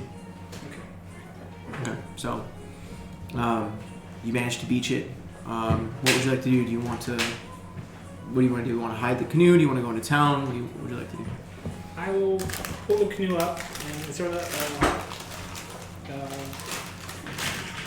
forest line nearby? There's a light forest nearby. It's not severely thick. The town's started to actually expand a bit, so there's a bit of a clearing between the edge of what semblance of a forest is left and the town to begin. Thanks, bro. So I'll pull the canoe to the nearest tree. Okay. I'll try to nestle it behind it, just, throw some leaves on it, Okay. make sure no one steals it. Okay. I search around. Before any of that, I search to see if there's anybody looking. You see no one. Okay. So I go ahead and put the tree behind the boat. The boot. Ah, damn. The boot. Boat, the canoe behind the tree. Okay. And then I start to walk towards the town. Okay.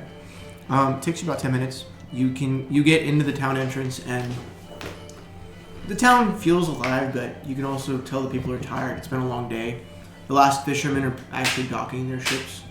The small markets that would be open are closing. And everybody seems to be heading one direction, which is 3 blocks down, and then just down a side street. You're not sure where they're going, but that's where it seems like the rest of the villagers are heading.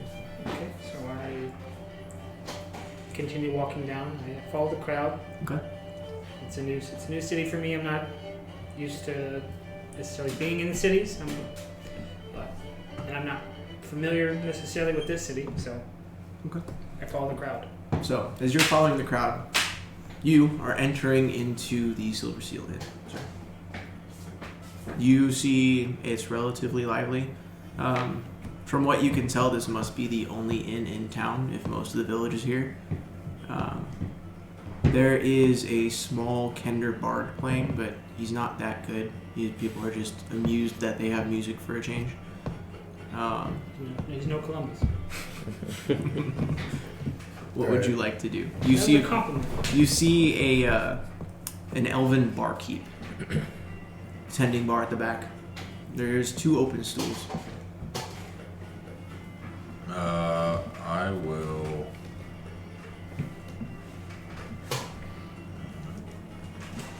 As I walk by the bard.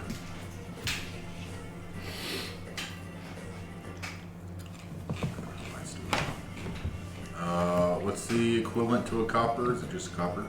Yeah, copper's copper. Yeah.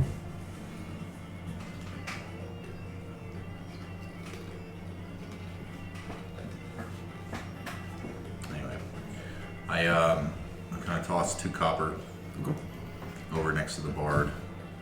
The Kender kind of tips his pimp-looking hat down towards you and tries to strum better, but he misses a string on the lute, and you hear his "teep," and he just kind of looks at you, and his gem eyes flicker a little bit, and he tries to recover really quick, but you can see the crowd's like, "Oh, dude, this guy just messed up our bar. What the fuck?"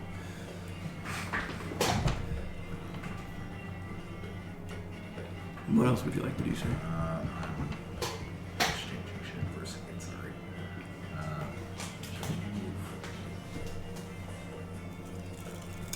No, that wasn't supposed to be that much, Jesus Christ. Okay, we're good.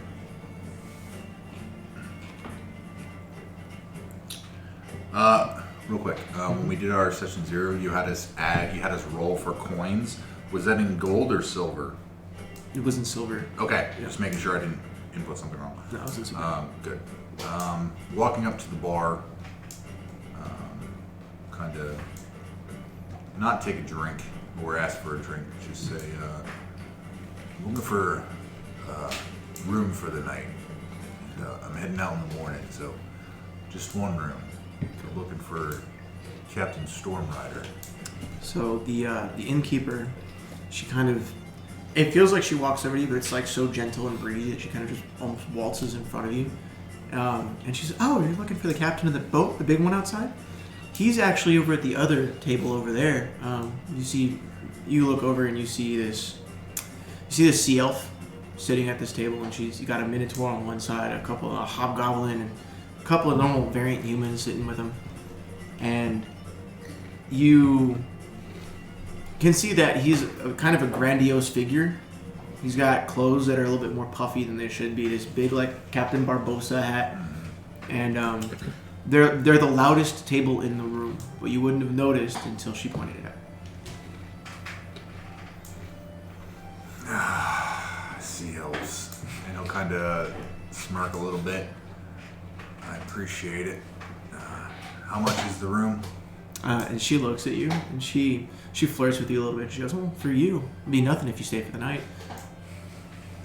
I'm staying for the night. And she hands you the key to her room.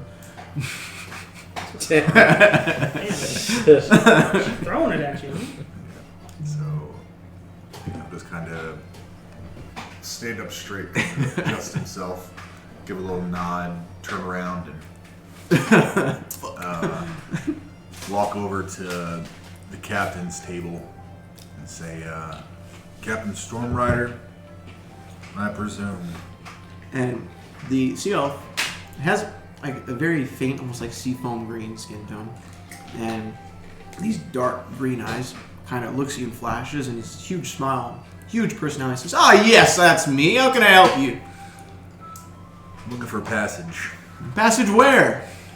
Up north, close to Calaman and Vogler I can get. I hear there's dangerous territory up there. Like, what takes you to Vogler? My business is my own, unfortunately. I have coin. Well, we are heading up to Salamna, but to stop at Vogler's an extra step. It's gonna cost at least 4 gold. And he'll smile politely and say,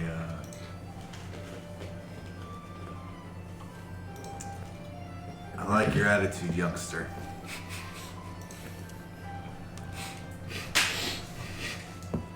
I don't have quite that much on me.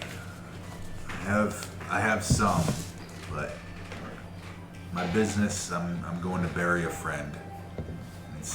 This isn't pleasure that we're going. I have to get there, and I heard your ship was the finest and the quickest. I don't have much money, but I would appreciate the ride." And the sea elf takes his hat and like his like little flick thing, puts it over his chest. And you see the Minotaur next to him just kind of shake his head a little bit because the horns like sway more than his head does. And you know the Minotaur is already like, he's going to get a free ride at this point anyway. But the sea elf's grandiose demeanor about it just kind of sets off this Minotaur. He says, "Oh, my dear friend, what can I do? It's free passage, of course, if you just said the first time." Well, I appreciate the gesture. Not many folks nowadays seem to have the politeness that you seem to have. And the sea elf says, "Oh, I'll do anything for my friends, as long as they do something for me later, of course." Whatever it is, you can always ask. And he'll give another smile. And then the sea elf waves over at the waitress at Silver Kitten. He goes, "We'll take a round, include one for him as well." And she comes walking over to the table, Obliged. and she sets one down for each of you. And as you start drinking, you see a dwarf enter the bar. What does he see? Oh. You asking me what do I see? No, what does he see when you walk in? Oh. What your physical description type thing? So he sees a black-haired, 5'2", so smaller, about normal for a dwarf, in leather armor like an adventurer would wear, or more of a nomad. A long beard, long hair, unkept. Well, not unkept. They're braided. Not an animal. I just live with Apparently you are. Pigtails, got it. Yeah. I'm not an animal, I just live around them. A big, knotted beard, or it's braided in one row. Trying to conceal the spear in my back because I'm in a public place. I don't fighting folk. We'll say since you're not wielding it, people aren't upset about it. If you were to whip out the spear, you'd probably have trouble. Okay. So yeah, 5'2", black-haired dwarf. Normal build for a 500-plus-year-old elf. something more memorable.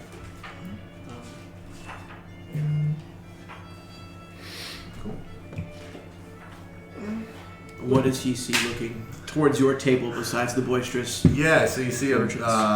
the sea elf, the captain. It looks like the captain and his minotaur buddies and whatnot, and just kind of sitting down with them. I see about a kind of a slender-ish, full elf individual, silver-ish hair, kind of rolled down the back of his head into like a low pony, wearing like not super nice clothes made of blue, kind of traveling clothes, but over top of it, there's like shoulder pauldrons, very light shoulder pauldrons of like scale mail, and then kind of go down like half down his chest, and he's got fair skin, blue eyes, and on his back is you can make out the head of like a mace, and the other side you see like the tip of like a shield. And you see him just kind of awkwardly just kind of like pull out a chair next to this table and just kind of like sit down, but not like he knows him, like lean forward, just kind of like sits down and just like Awkwardly. sits there, just like surveying everything. Observing. Yep. Doesn't quite fit in the aesthetic of the table. Stands out a bit. The rest of the bar you see is filled with dwarves and elves, some Kender here and there, a few half-elves. And they're all, you see the bard in the center playing, he again misses another note, and the crowd doesn't outwardly boo, but you can tell they're not satisfied with the way he's playing. You see the elven bartender floating between all the tables, and you still see two open seats at the bar, as well as what you described. So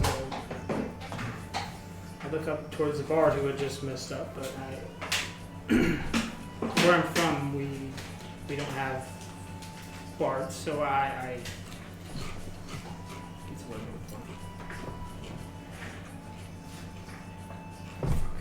can't think of it. Admire. Mm-hmm. Works. Admire the music and the festivities. It's not often that we, being a semi-religious,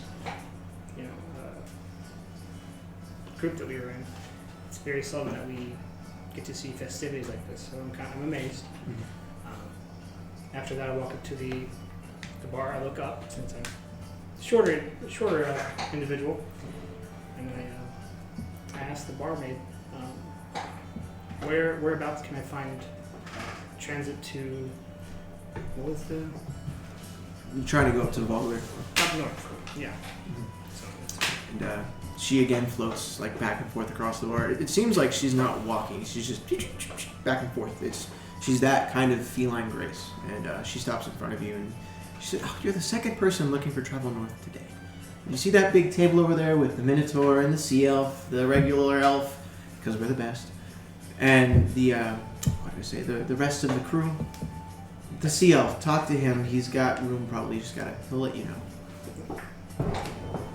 I thank her, and I also ask her, I do need to freshen up. I've lived in the wild, so I may smell a little Right? ripe.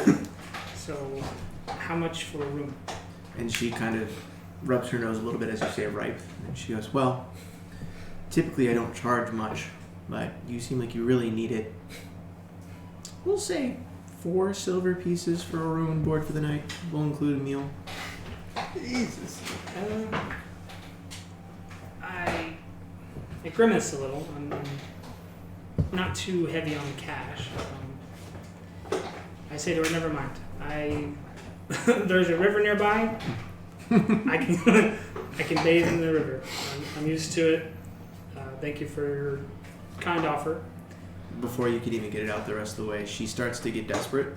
She goes, "How about 2 silver? So 2 silver's fine, I promise." Well, if you're insistent, I will. A nice bed would be welcome instead of sleeping on the ground on a a bedroll. I'll stay here for now. Thank you very much. She slides a key to you and she says, second floor on the left. Okay, so I gotta get rid of 2 silver. Alright, so I thank her, and I look towards the table where the captain was sitting, and I eagerly walk over there. And I start to ask the sea elf, would you have any more space for travel up north? And he again takes off the hat and whips around. He goes, well, of course, we always have space, but it's expensive. You can't just travel for free, you know? What takes you north today? Well, in all honesty, I lost a dear friend. A friend that I had traveled many years with and told many stories with. Had many grogs with. And then hearing that, he looks over towards Kyle and he goes, 2 of you, are you guys swindling me? You must know each other. I don't, and Calavar will kind of look him up and down, and I say, I've never met him before. Who did you lose, my friend? Dionysus reached into his sack and pulled out The letter. a letter. On his shoulders. So he takes it, and Calavar reaches into his, Pulls out the same thing. reaches out and pulls it open and looks at it. I think we have some things to talk about. Indeed we do, kind sir. So, at that point, I asked to be seated, and I don't know if they'll allow me. The sea elf at this point still feels like he's being swindled. You can literally see him starting to steam a little bit. And the Minotaur again shakes his head and he just takes one gigantic hand and puts it on the sea elf's shoulder and snorts once, and the sea elf looks at him and just sits down. He doesn't order another round, and he just sits there watching both of you.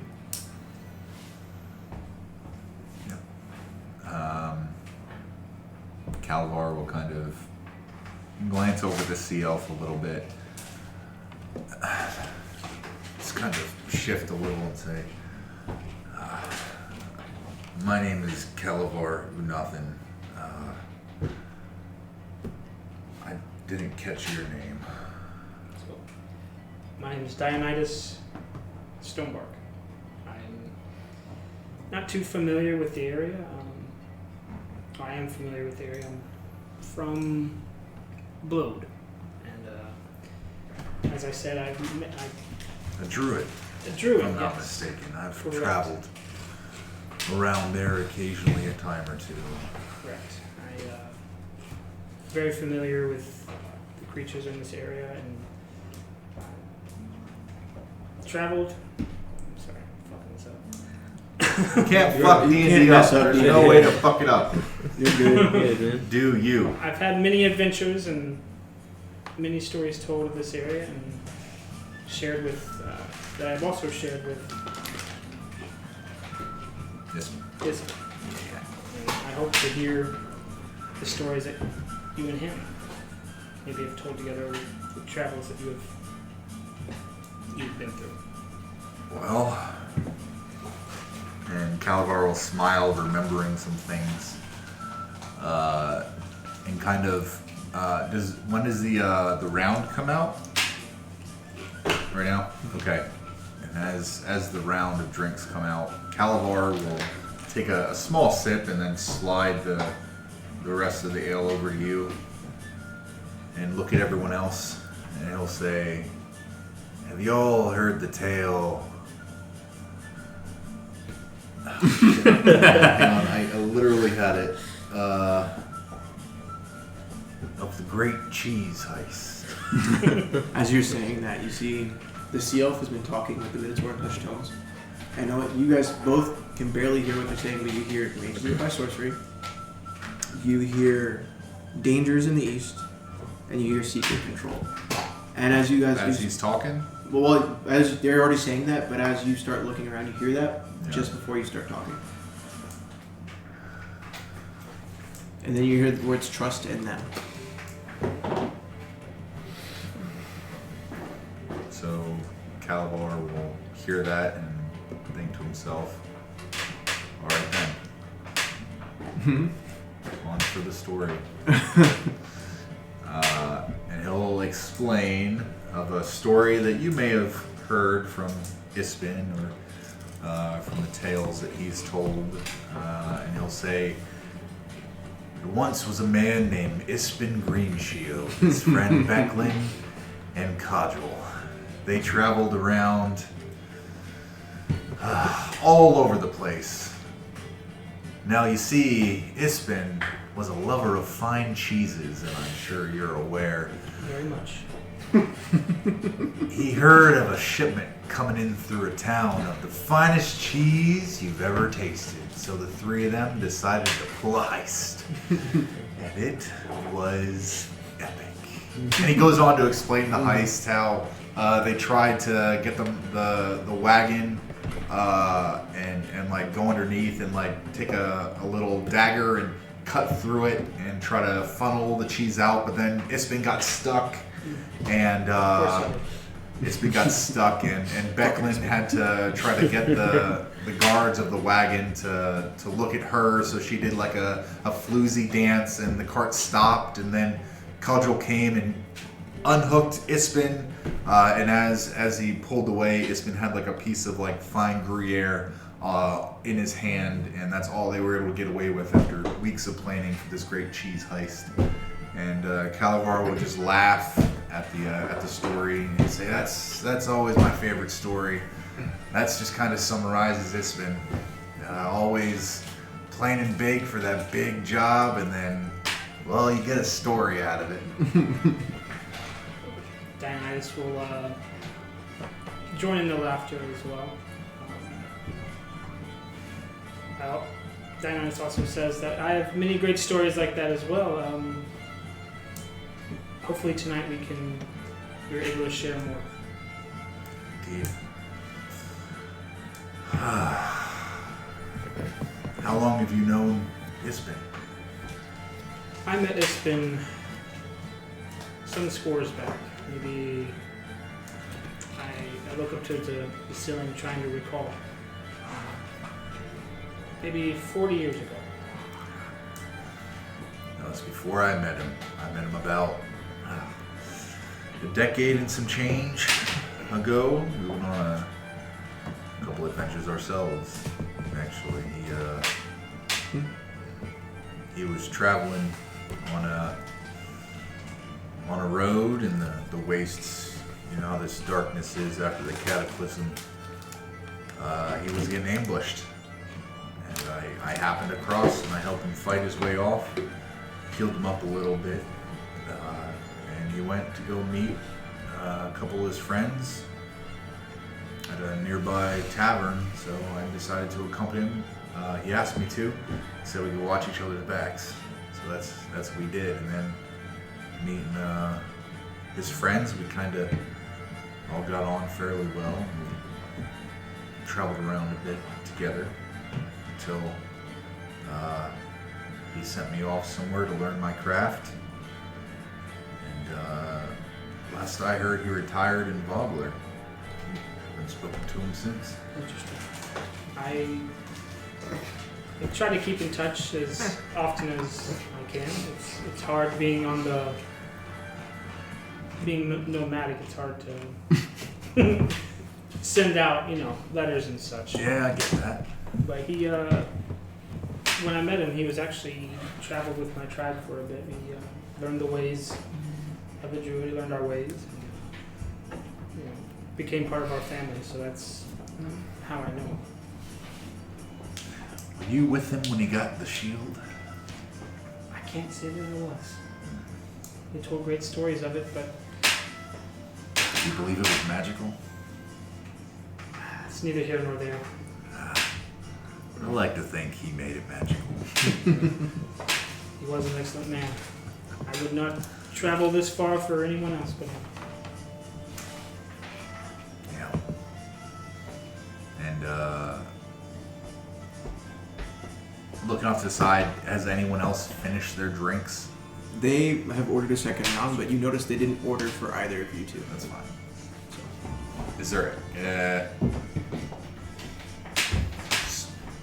pull up beer with is there any beers with or ales with a little bit left in it anywhere? There is an almost empty mug with like Yeah, tenth of a he'll take drink that. He'll take just that sitting and he'll next to raise you. it to Ispin.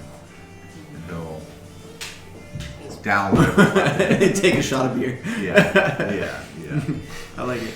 Okay. So, would you guys like to talk with anybody at the table? You want to go to sleep for the night? Is there anything you still like to do? I believe I had, for one of my languages, Oh, he's corny. Sorry, I'm sorry. No, dude, you're good. You're good. Don't worry. so I believe one of my languages I can speak. You said there's hobgoblin. You do speak Hobgoblin, right? Yeah. So I ask a hobgoblin in their native language, what brings you here? And the Hobgoblin replies to you, but he replies in common, and he says, "We work on the ship with the captain. Why else would I be here?" What I meant in common, like now in common, I ask, how did you find yourself here on this ship? Well, I needed passage and travel, and I like being on the sea. Most people don't like us in towns because most tribes aren't all that friendly to civilization. So I go from port to port, never have to stay in one place at one time, make good money. And I say, fair enough.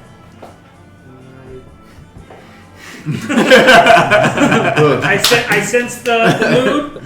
I sense that he isn't much of a talkative individual, and I sit back in my chair. The Hobgoblin just drinks the beer like, why am I here? So who was talking to him in his ear? The sea elf? The sea elf and the Minotaur were whispering back and forth. Okay. And yeah. Now that they've had a few drinks in them, Calavar will kind of lean forward and say, I don't mean to eavesdrop, but I heard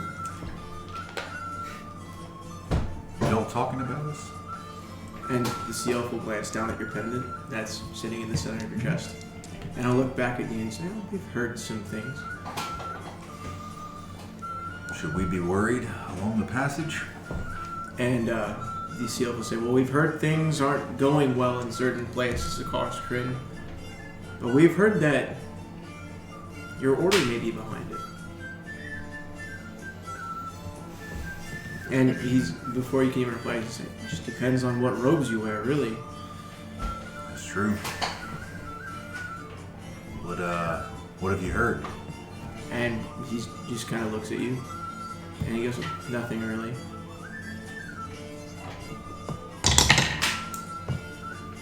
Well, I can't imagine it's not the black robes. And the sea elf just goes, "I guess we'll never know."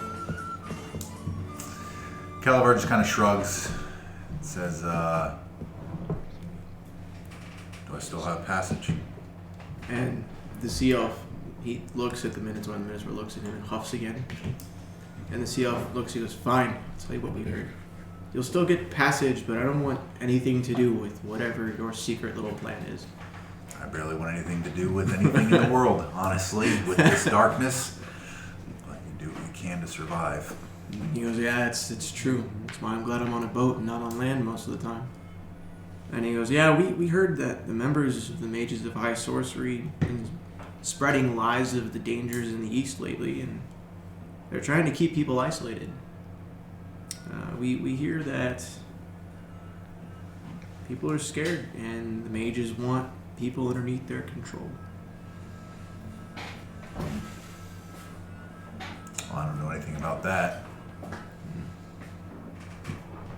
I'm just trying to gain back some semblance of normalcy that's been lost over the past 300 some odd years. And the Minotaur huffs again, this time before the elf can reply, and you hear this dark grumbling voice. It's more of a growl than it is speech. And he goes, "Ignore the captain. He doesn't know what he's talking about most of the time. He's all hot air and steam. And you see the captain start to steam again a little bit. And then The it elves huffs. usually are, and just give a wink. And the Minotaur just taps you on the back around the hobgoblins. Yeah. So, you guys, you can surmise with your insight that no matter what happens with the sea elf, you're gonna get on board because the Minotaur's got your back. Okay. So, And then at that, Calavar will kind of take the amulet and put it underneath. tuck it. Okay. For now. Okay. So, Let the night go as it does. I Okay. guess. so it starts to get late. The tavern starts to die down. You notice the bard stopped playing, and actually just wasn't there anymore. You can only assume that people got tired of hearing the misplucked strings, and he went home for the night. Yeah. So as everyone starts to leave, I turn to. Can I call you? What's the name? Daya. Daya. Turn to Daya and I say, don't mean to kind of throw this out there for you, but you're smelling a bit ripe. They have pretty nice, what I hear, nice baths here. How much did you pay for your room? Daya, he openly chuckles and agrees. Yes, I've spent many fortnight. many fair nights in the wild, and I don't get around to bathing out that often. It's just part of who we are. We live with the people. We live with the land. So spent two copper. Or was it two silver? It's 2 silver. Spent 2 silver. Well, you know what? This might suit you a little better. The room I have is fairly has a nice bath, and I think you'll enjoy it. So Calavar will take out the key and say, "I'll trade your rooms." Alright, so Dionysus. Do you want to try and roll a challenge deception check on that? I mean, I can. It's if he wants to. It's up to you guys. I mean, I don't know any better, so that's what I'm kind of getting at. Yeah. I don't know any better. So for him, I want you to roll a deception check. Okay. And then It'd be insight for him. message me what you get, and then I'll tell him to roll or not. Well, Deluxe. It's a 22. 20.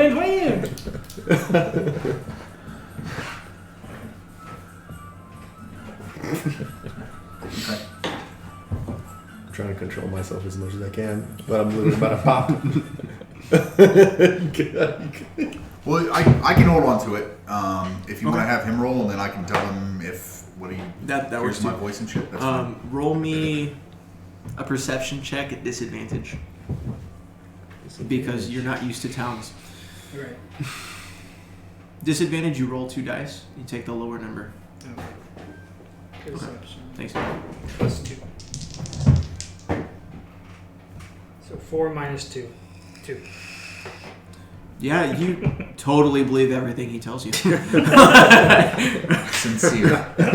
Wanting you to have first night in the town in a tavern in a long time Much to have a appreciated. good night. I really do appreciate it. It is nice to finally meet some good souls here, especially in a town like this. I'm sure you'll meet more. I take out my key. And I give it to him. Okay. I take his key and I put it in my pocket. And then Calavar will get up, bid Daya good night, and walk upstairs into his new room. So we're gonna say you go up to that. You start going room by room to each floor because he never told Yeah, you what I- room it was and yeah. start jiggling doors and keys. Yep. But you eventually find it. About 10 minutes, you're finally up there in the room. What are you doing? Are you going over? I bid the captain and his crew a good night, and I sneak a look at the bartender, give her a wave, thank her for being so kind, and then I walk up, And try to find the room. try to find the room. I go to the room that he is in, Mm-hmm. because it's the room that she told me, and I try opening the door with the key. Nothing. Nothing happens. Maybe she gave me the wrong key. Before you actually go up in there and do all that stuff, the captain doesn't get the chance to tell him. He still doesn't trust him, but he tells you, hey, we leave at first light, so be ready at the dock. Okay. Alright, so I go... Oh shit, he doesn't know. He didn't tell him. You didn't tell him? No, but yeah. Okay. So I go up, I try to unlock the key, I knock on the door. Because maybe, I don't know. Calabar walks up, his mace and shield are off, his scale mail's off, he's just in a, like a half tunic, and just kind of opens the door. Yes. You should get to bed. It seems there may have been a mistake. I thought this was my room, and Well, didn't, so you get, and Calabar smiles, and he kind of takes a knee and gets down to the level. And says, you gave me the key to this room, and I gave you the key to that room. That is a nicer room. And I want you to have a good night tonight. I see. And Calabar will kind of like move the door just a little bit open more and kind of just like, this is nice, but that's better. That's better. I see. So again, my friend, thank you so much for the kind gesture. See you bright and early. Yes, and Have a good night. I forgot to say, we leave at first light tomorrow. This is the captain passed this. I would assume so. I appreciate you letting me know. I only need about 4 hours or so of sleep, so I'll be up early anyway. I want to pass my kindness as you pass yours. I appreciate it. Enjoy your bath and your sleep. Oh, I certainly will. So I walk over to the door, the one that he had given me, open it, I realize, it's not much nicer, but, you know, anything's nicer than laying on the ground and... Currently, there's nobody in the room but you. There seems to be personal effects in the room that you probably wouldn't normally find in a rented room, but you're not sure why. I look around to see if there's any pictures. Not outwardly displayed. There's some books. There's candles lit. A nice red blanket drapes over the bed, and there's like a small table and chairs, like almost like a breakfast nook with like a bowl of apples and a couple drinks. But yeah. So I walk over, take an apple, clean it off a little bit. And It gets dirtier. I use the okay, so I don't clean it off. I just start eating it. I'm fucking dirty. Where does brown spot I'm dirty. come from? Yeah, I'm dirty. Is there any like wardrobes? Where's a wardrobe? Okay, so I go open the wardrobe. You see a collection of women's dresses, a couple of furs, and then in like the bottom drawers that pull out, you find some very interesting women's undergarments. Oh, where? Take one out. As you take one out, the barmaid comes in. Faded black. I step back. And for the sake of the story, I don't think much of it. Maybe it's just a storage where they keep performers' stuff. I don't know. It is a nicer room, though. It is nicer. Mm-hmm. So I continue to close the wardrobe. I take off All your stuff. my stuff. And then I start running the bath. Okay. You getting in the bath, or? Yes. Okay. So you're in the bath. You get about halfway through your bath, and the door slowly creaks open into this room. And you see the elf that tends the bar is standing there, and she's kind of sexually laying across the door, like expecting to see him. Instead, she sees the right dwarf in her bath, and she's like, "What the fuck is going on?" And she goes, "Did you shrink, or are you someone else? I don't know who you are. Why are you in my room?" I jump up and cover myself as fast as possible. Shape water. Yeah, I'm terribly sorry. There must have been some kind of mix-up. I was given this key by my dear friend. He's across the room. We're across the way. Mm-hmm. And she goes, yeah, you bought a room from me earlier, didn't you? I did. Where'd you get this key from? The gentleman I was sitting next to at the captain's table. And with that, she just turns around, storms upstairs, and goes to knock on yours. Calor answers the door seductively. Answers the door and acts a little tipsy. Hey, I wondered what I'd be seeing you. You can see she's pissed, and she's. Why the long face, sourpuss? She looks at you and she goes, "So did you just get shorter, or is that not you downstairs?" Huh? So she says, "I want you out of my inn. You're no longer welcome to stay here." What are you talking about? Damn. You gave someone else the key to my room. Now I gave specifically to you. I didn't know you were a dwarf. I'm not a dwarf, I'm an elf. Exactly. I gave you the key to my room. Oh. She sound bad, bro. That's what happened. You see, I met an acquaintance of a friend. And we were telling stories and showing gifts that we had, and we must have got the keys messed up. Roll a deception check. I'm not letting you get away with that. Okay, that suits. What'd you get? A 3. She can blatantly tell that you're just full of shit. Or drunk. So she remembers the beers that she poured throughout the night, and she remembers how many she delivered to the table. She also remembers she only took one from you and one from the dwarf. Oh, she's horny, bro. So she looks at you and she goes, "Don't lie to me. Out of my Alright, inn." it was a trick on my friend. It wasn't against you. I wanted him to have a good bath.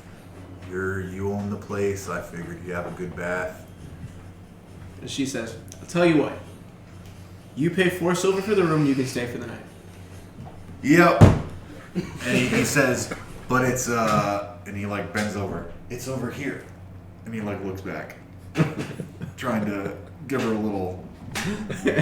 She's not buying it. She's like, Yeah, he just 4 silver. He just hands her 4 silver. Yep. So okay, so you 4 silver, and then she. Did you follow her, or are you still downstairs in the room? I'm naked? still down the stairs naked. Naked in the hallway. So she comes downstairs to her room. You're still standing there covering your fucking balls, like, oh, what do I do? And she goes, "There's a free room upstairs. It's already unlocked. Nobody's in it. You sleep up there. Do not come back to my room. And stay out of my panties next time." Oh, she's not horny. Fair enough. I'm terribly sorry for the inconvenience and the mix-up. I'm sure my friend did this unbeknownst to me. You just hear her saying, "Fucking hill dwarves." And she closes the door behind you. So I go up. Pervs, the lot of them. So I go up. I don't bother because, again, my not simple but trusting nature. Mm-hmm. I didn't think maybe it was just a mix-up. So I just go to my room, run the bath again, get back in, and then after that. Was there anything else you guys would like to do for the night, or fool more people into sneaking into the women's bathroom? Or... Nope. Okay. So as this thing closes, we will come back to you guys. It's morning. You are awake. We'll say you're eating breakfast downstairs currently at the tavern. What would you like to do? I want to get ready to head up to where we need to go. Okay. So you guys still need to secure travel to Vogler. Yeah. So All of us are downstairs having breakfast? you guys are all having breakfast. He said he's going to get ready to go. What would you guys like to do? Who's working the bar top? The same person that was So the you night get before. Same person? silver, so you said It's get the half work, right? Half work, yeah. 140. So Oh, there you go. Oh, by the way, so after your rolls, right, you woke up, and the woman that wakes up next to you does not look like the same woman you thought she was the night before. hell yeah. Instead of this beautiful elven woman you thought you had, you see a short halfling, not very pretty, maybe a 4 out of 10. I'll pull that Sorry, right. Lee bro. T. All right, You know settle what? down, bro. No, Settle pull down. She rolls over and looks at you, says, "It was a great night. Hopefully we can do it again sometime." And gets up and walks out of your room. She grabs her dentures off the And I proceed to throw up. Yeah, it's gummy, dude. Roll me a Constitution save. Kidding. I'll be nice to you. So, I witnessed that happen. She walks out the door, right? Mm-hmm. Do one of these. And look back at this note that's there right next to me on my nightstand. And realize I gotta secure travel. Exactly. So, you get up, get dressed. Logs into DTS. Alright, logs into DTS, I gotta go. Fuck DTS. Get dressed and walks downstairs towards the bar top in the tavern. Alright. So you see him getting ready to leave now at the table. You're eating. Oh, I'm eating. Mhm. You're still scratching your balls trying to figure out what happened the night before. I get to the bar top and ask the half orc, Okay. do you have any, or ask him, is there any way that I can secure travel up north to Vogler. We can go by the ocean, right? the So you guys Vogler are gonna have to town go by sea. Yeah. of Vogler?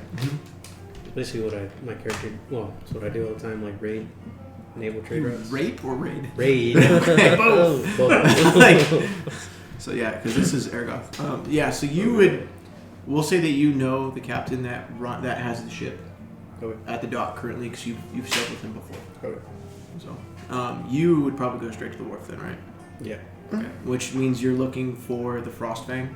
Yeah. Well, I'll and let him captain. know that I'm leaving too. Yeah, that's fine. But you would be looking for the Frostfang, the ship the Frostfang, and you'd be looking for Captain Thorin Frostfang. Foreign crossway. Go. Yeah. Okay.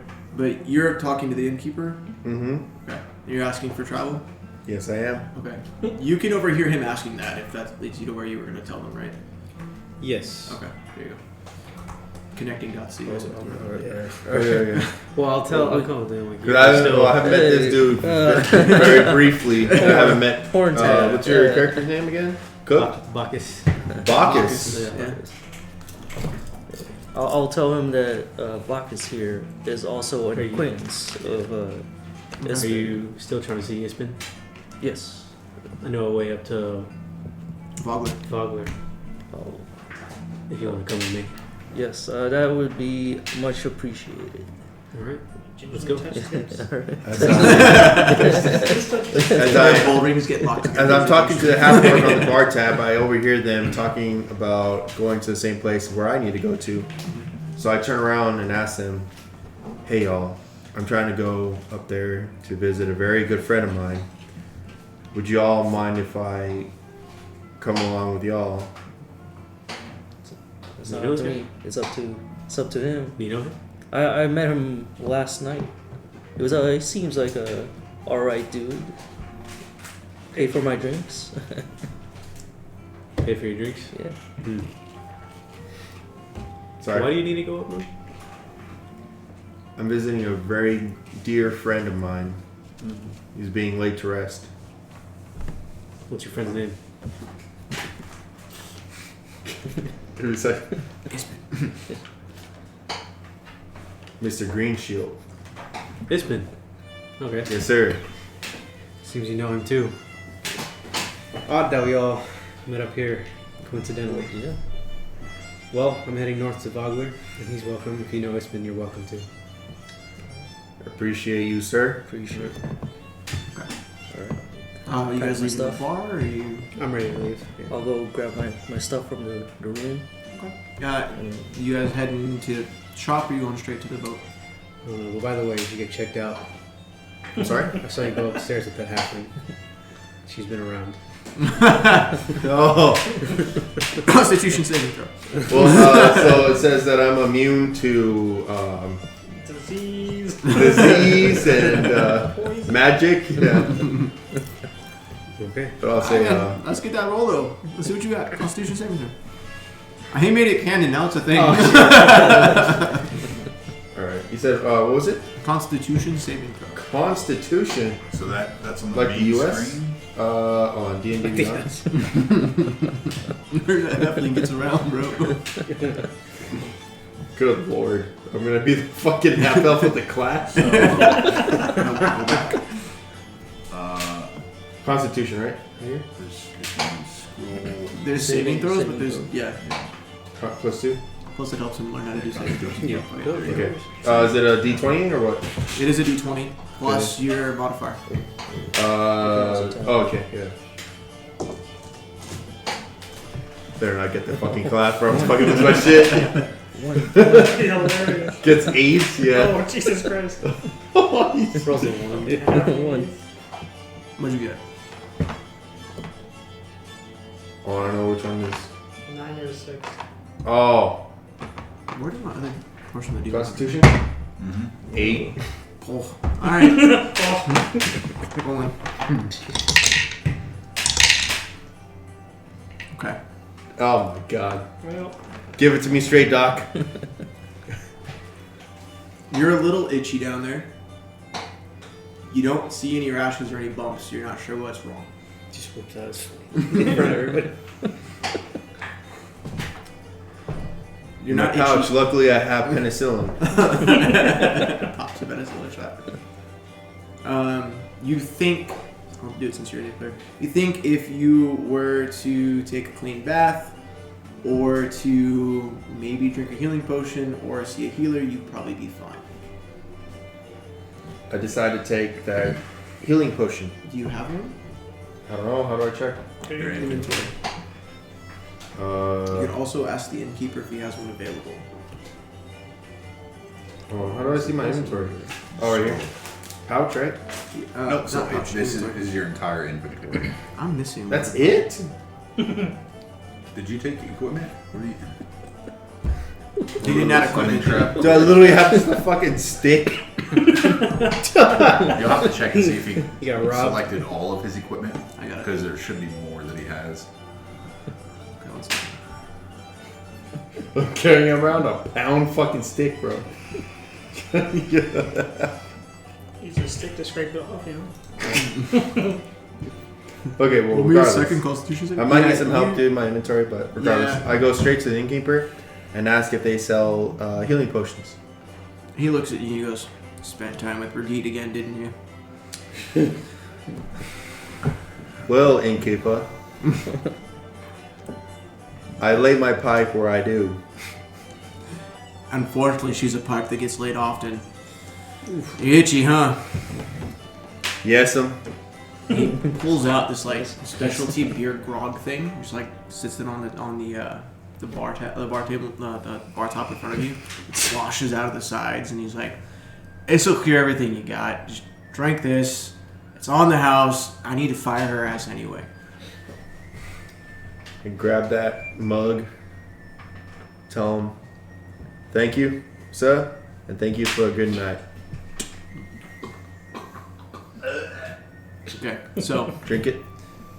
here's what's gonna happen. You're drinking this thing, but unfortunately for you, because like the side effect to it is you're not paralyzed, but you're slightly incapacitated now because it was such a strong alcoholic beverage. It hits you instantly. Okay, so you're not drunk, but you're incapacitated, so you can't take actions or reactions. If you Bro, get what in a the combat fuck? kind of fuck. God, bro. We'll say it'll last 30 minutes to 40 minutes, depending on how you roll. But you are now incapacitated. You no longer have crabs. Crabs? Yup. Jesus Christ. So I gave you the condition already. Do you want to show him how to do that real quick, video on his phone? Yeah, I'm over your character sheet. And then I'll go into his inventory and fix it real quick. So all you gotta do is over your main screen. This will be good for you too, Matt, and you guys. Conditions. There's all these conditions. And you just click. Incapacitated. Yep. You click the little. There you go. That's it. And that's it. Okay. And then if you go back, that shows that you're incapacitated. If you go to conditions, but if you go to any of them, and just press the arrow, it just says a little description of what they all mean. Mm-hmm. So, Can you take him into his inventory real quick and show him? I deleted all the stuff that was there. He just needs to take the standard equipment. Okay. You gotta manage your character. Yeah. So, you guys, right, seeing him down this grog, you can tell he must feel better, but something's just off about him now. He's slurring his words. He's kind of stumbling a little bit. He's willing. We might have to carry him. Equipment. You might have to get it off. Oh, He's not my fault. Click equipment. Alright, So I'll tie Follow the some prompts. rope around him and like, just That or that. carry him on my back. you have rope? I do, alright? So you're gonna like turn him into a backpack. Okay. How much can you carry? Where do I find that? Gaming set, Under game inventory. card set, whatever. That's for Inventory. equipment. That's 30. Yep. So, right now There you go. And then go back I to have the 69 character sheet at the top. pounds.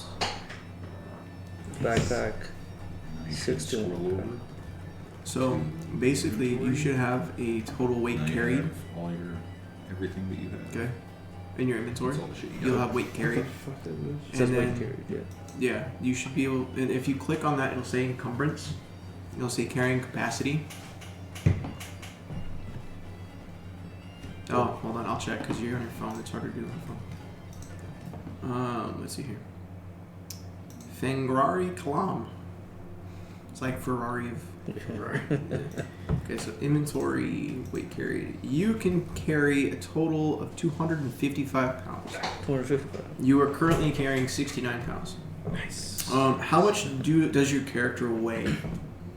Oh, Mr. Columbus. 250 pounds. Cool. How much does your character weigh? 210. Okay. Alright. So, Alright. so here's what I'll do. Roll me a strength check. Oh, it's a D20, right? Yeah. Roll me an athletics check. We'll specifically say athletics. Alright. Math works. Alright, plus 5. Alright. Damn, 7. Okay. Plus 5. So 12. if you carry him on your back with this rope fashioned as a backpack around him, like you said, you're going to be encumbered, and it's going to take you probably twice as long to get down to the docks. However, you think if you were to rope it around his shoulders, you could drag him there and make it at the same time. Okay, I'll just drag him. Okay. So, That's crazy. so tell me give me the description of how this is going as you guys are leaving this bar with Columbus. As I'm getting drugged, I'm just like, I'm just watching, standing like. I have his legs tied in a rope. Damn! So you tied him off at the legs, and you just got one hand and chugging him along. Okay. That's what's up. Okay. Here's this has hit every single stone on the stairs. Okay. So it'll take you guys roughly 10-15 minutes to get down to the docks. Jesus Christ. You know, with your experience with him before, with the captain, that the ship will probably leave in about 40 minutes. So you should probably get there and get on and talk to the captain before they leave. Okay. Then I'll walk ahead just in case he gets caught up, Okay. dragging him behind or something. Okay. I'll meet you there. Alright. Good luck with him. Thanks. Okay. So you get there, you see this large sailing ship that you know well. It's got armaments on it that seem to be less than you'd expect. The crew seems a little shady, but you can tell and you know from experience that they seem shady because they are. They are clearly involved in things they shouldn't. However, you know that you can trust them, and that if you tell them the people that are coming with you are to be trusted, that they'll be fine. Yes. So you'll see the captain off the ship on the dock, directing his men to load with wares for their travels. Cool. What would you like to do? I'd like to go to the captain. Okay. Captain sees, Bacchus, welcome back. You're gonna sail with us again for a while? Only for a little while. I need to go to Vogler. Vogler. Keep wanting to say it back. I also have 2 new acquaintances, and I'd like you to let them on board. The one that's drooling and the other Minotaur. Yeah, those two. He'll be fine. You're sure? I think. So you're starting to get back consciousness. You can actually form sentences Okay, now. hello. But you're still just laid out back here on the cobblestone. With your I guess I feel a thing. He just had a run-in with someone dirty. Brigitte again. Yeah. She needs to stop getting around that lady. So he says, you know what? We're heading up towards Eastwell and Salonia anyway. Vogler's probably a quick stop along the way. I tell you what, if your drunk elf and your Minotaur friend will work as hands on the ship, we'll let you guys on board. But, we need good fighters and we need men we can rely on. Otherwise, we have to charge you guys. What do you say? Yeah. I can do that. I'm willing He can do that too. He'll do that too. I am willing to fight, but I am a famous bard. Oh, goodness. I will perform for you. So Thorin just shakes his head, says, if you don't get him on the boat now, he's not coming. I'll see you guys on board in 10 minutes and we're off. Oh shit, am I doing too much? No, it's Oh, the okay. character, not me. No. You're fine. Oh, okay. You're fine. He's like, Is that not Vogler? Okay, Vogler's over here. We're good. Got it. Cool. Just wanna make sure. Yeah, Vogler's like here. Just want to make sure I had it. Where the fuck is Vogler, bro? It's the one. Oh, is that right there? It's right here. Oh, bro, who the fuck's over there, bro? It's the right next to guys- Somalia, bro. Salami. It's next to salami, bro. Salami? But you guys are here, so you're traveling. Wait, where's the mouse? Oh, wait, So where? we have to Dude, go quit over moving it, bro. You're here. Okay, Don't show me where I'm going. I can't see my mouse anymore. bro. And Oh you're my going god, hold on. over Right here, right? Yeah, and you're going up Over here. here. Bro, there's no. Man, that's gonna take days, bro. It'll probably take 2 days of travel. Okay, so the captain comes on deck. He says, all hands will head full. And you guys set off. He says it'll probably be 2 or 3 days of sailing and you should be near Vogler. He also warns you that they may not be able to dock in Vogler alone. The river gets quite tight at the entrance. He may have to take you guys on a rowboat and get you off the boat, probably about 2 miles, 3 miles off the coast. It's fine with me. So, Alright. okay. And with that, we're going to flash back to these two. It is now morning. What would you like to do?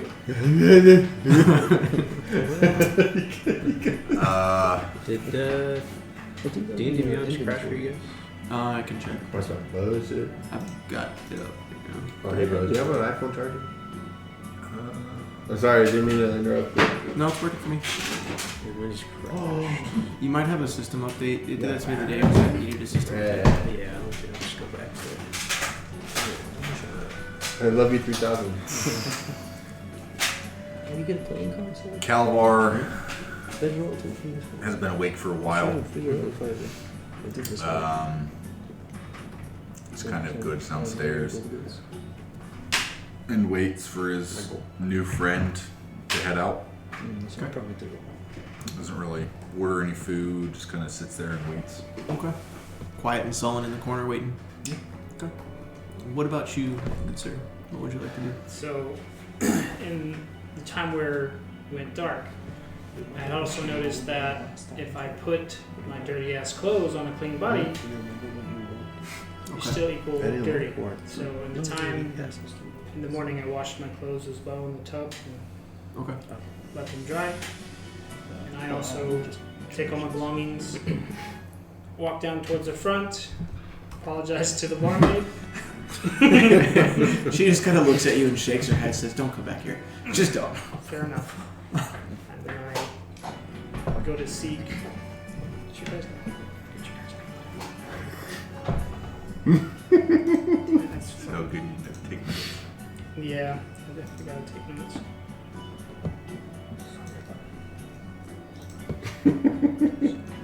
Calabar. And I go down and I find Calabar standing in the corner and I welcome him and I say, sorry for the confusion. There must have been something awry last night. I don't know what happened. Do you have any idea what happened? What happened?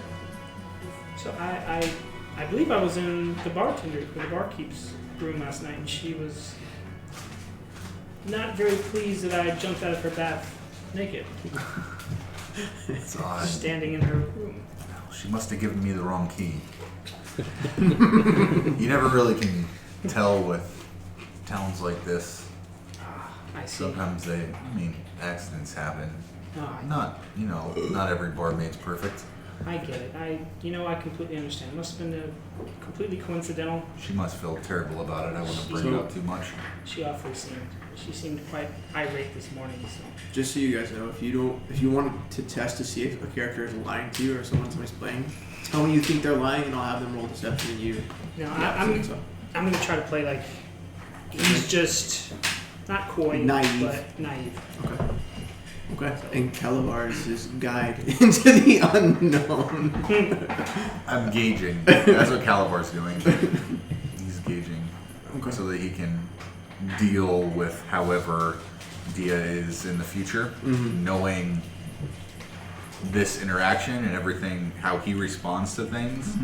He's basically testing him to see what level Calabar should keep an eye in the future.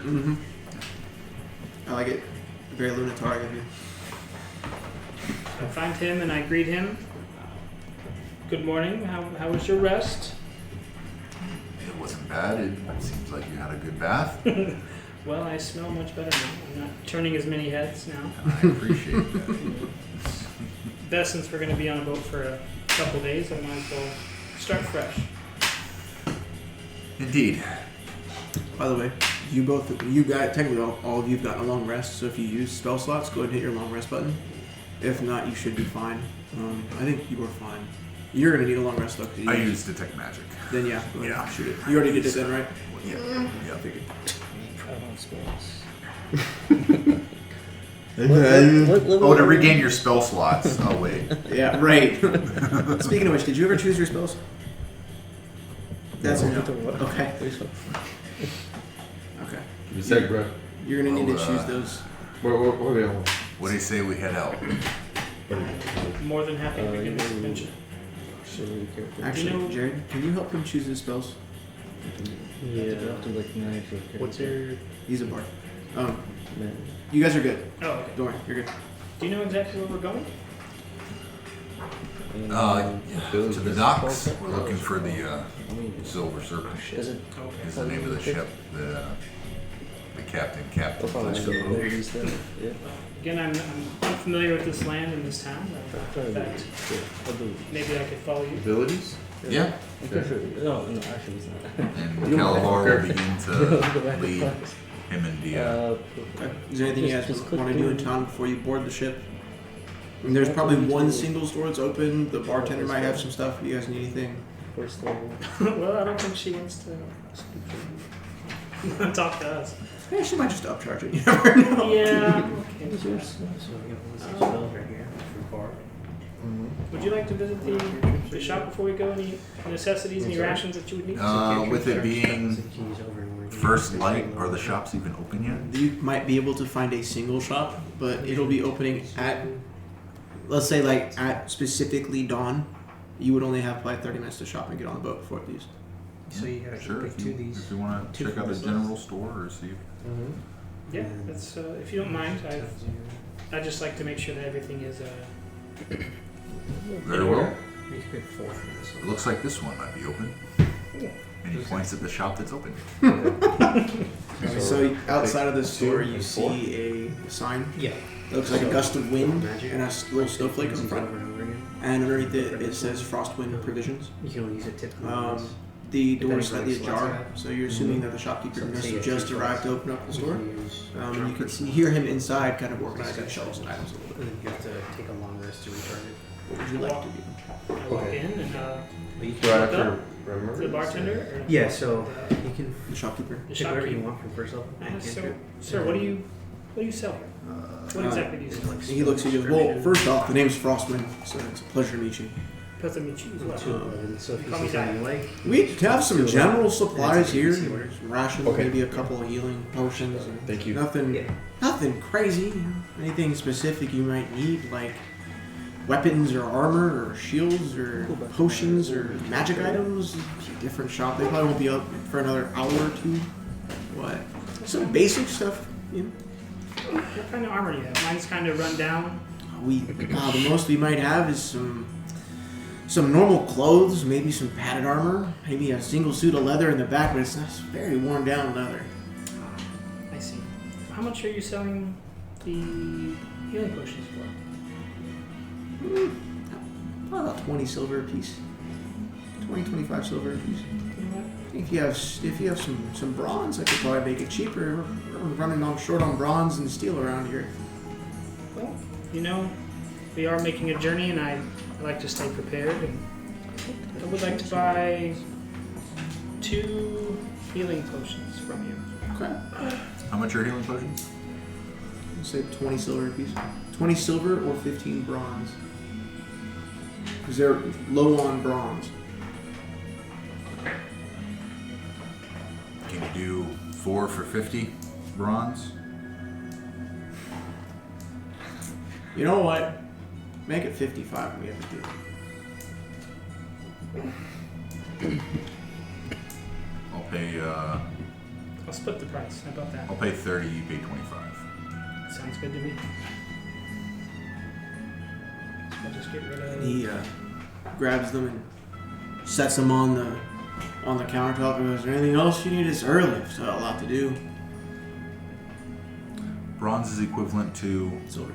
silver. Okay, so I'm gonna add 2 healing potions to my backpack, or do I? 2 to my backpack, and then remove 20. Silver pieces. Bronze and silver are equivalent. If you guys need it as a quick reference, I can print them off and bring them in with me next week. It is in the Discord, so. Okay. So I'm gonna remove 25 silver.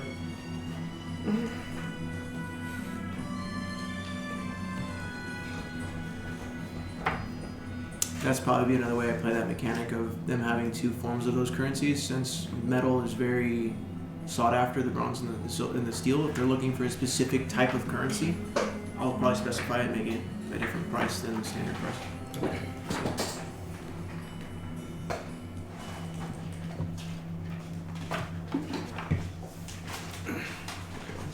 Is there anything else you're looking for? Not particular. I was really looking for some new armor, but that'll just have to wait. Frostwind comes up, puts his hands on the countertop and says, nothing else? That'll be all, sir. Pleasure and a good morning to you. And he turns around and starts fixing up the shelves a little bit more. So as we're walking, Calabar will take off his shield and say, I have some armor. Maybe this will do you. Just a friend of Ispin is a friend of mine. And Calabar will hand you his shield. Okay. Am I proficient in shields? You should be as a druid. Yeah. So I gladly take the shield. I thank you very much. I have this new spear in it. You know, I'd like to. Looks good together. It does. Looks amazing. Thank you very much. And I owe you one now. We'll call that favoring at some point. I hope so. Head over to the docks. Okay. You guys get to the docks and you can see that the captain was trying to leave earlier than he said. He's on the deck of the ship, ordering people about, and the Minotaur is standing at the end of the gangplank on the wharf, obstinate to get on board while this captain is screaming on him to get on. And he just keeps huffing, and you see the steam in the cold morning air blow out of his nostrils. He turns around and he sees you, and you just hear this grumble, "Hurry! The captain's pressed today." Speed up the walk. So, once you guys start crossing the gangplank to get on, he follows behind you. He turns around, he just lifts this thing up like it weighs nothing, turns it, and drops it on the deck. And he looks at you both and says, "The captain trusts neither of you. He wants to charge you double. I talked him down. You help us work, you help us manage the rigging and the sails. Easier trip. We hear Vogler's made a new dock for larger ships like ours. It's roughly 5 miles from the town center. It's new. Most captains don't know about it, but we're going to have to drop you there versus in the town. But we'll get you there 2 or 3 days. Probably 3. You're doing us a favor, so we can't ask much. Don't let me down. Captain's already has issues having a mage on the board. I'm here to help in any way I can. I appreciate it, even though he did say it was free passage. Captain's the captain. Sea elves are tricky little things. They sure are. I'll be glad to get my sea legs back after years of being away from it. And he just claps your shoulder and says, "It'll be a good trip. Let's go." And he heads up to man the wheel of the ship while the captain's ordering people about. You get the feeling that this Minotaur is more of the captain than the captain. Captain's a figurehead. Exactly. So, and with that, we're going to transfer back to you guys. You guys are now setting sail. And we'll say we've actually advanced your guys' full trip into Vogler. So as you guys are approaching in the inlet towards this river system, if I can find my fucking pointer. We're here. Okay. So Vogler's right in here, correct? Okay, got my spells. Okay, so as you guys are approaching down this bay, right, you see a new dock that has been made right in here so that larger ships can actually dock and let people off and then transit about a 5-mile walk into Vogler, okay? Captain wasn't aware of it, but now that he's here, he sees it and he pulls up in the ship for you guys to get off and go towards Vogler. Very nice. Okay, so from my understanding, that motherfucker passed Vogler and No, he came. No, so he came around. you guys have to come around the horn and then... Okay. Yeah. I was about like, that's so good cook. So if you guys can you please place this roughly where the pointer is? Just like on the coast over there? Yeah. Okay. Yeah. So you guys are roughly where the donkey is. Okay. As we play throughout the campaign, you guys are running together as a party. If you're somewhere on the map, I'm going to be using the donkey to represent your location on the map. Okay. As a party. It'll be the party signal. You'll like help us do the you're gonna put the cursor like where we need to be or whatever. Exactly. Okay. So the cursor will be the general location, the donkey will be the legitimate location. Anybody need a refill or anything? Good. Sure. Got my whiskey. Mm-hmm. Oh, it's good. Just need to look I had a couple whiskeys earlier. Yeah. Okay. Pretty good. So. Is there any chance you might have 2 more of those minifigs we pulled out earlier, or 2 that I can use? Should be 4 plus 1. Oh, those ones? Just baddies? Yeah, just baddies. Yeah. Okay. He said baddies. Who's bad? Your mama. So the day you guys have been dropped off, we'll say it's roughly 10 o'clock in the morning. So you've woken up. It's been a long rest. You have all your spell slots back. You feel relatively rejuvenated. You didn't have to do a lot of work this morning. You had a natural current with a good breeze that pulls you straight into the inlet. Okay. As you disembark, the land around you seems fairly bountiful. It's flat open plain here. To your right, about 3 miles away, there's a high open hill rise. There is a road that leads from the dock straight down into Vogler, and Is it Bagram? Vogler. You feel like it's going to be an easy trip in. Okay. Okay. What would you guys like to do? Well, there's a road, so. And by the way, you're no longer incapacitated. You're fully functioning. Okay, thank God. You just now regretted life and probably won't hook up with a halfling for a while. Halfling. I appreciate you, brother. Big ones. I don't have any minotaurs, but So I missed like this whole part. I bet. Essentially, So we're gonna go down this road, right? Yeah, the road leads to Vogler. There's a signpost that says the new shipping wharf for trade in and out of Vogler, and then the signpost next to it says Vogler 5 miles, and points down path. How long was the trading part away? The trade it shows that this is like the new wharf and dock that's meant for larger ships coming in and out of this But portion. it's a trading area though. Yeah, it is, but it's not like towns. It's just for them to drop off wares and store them before they get transported into Vogler. Okay, so we can't buy okay. anything. Yeah.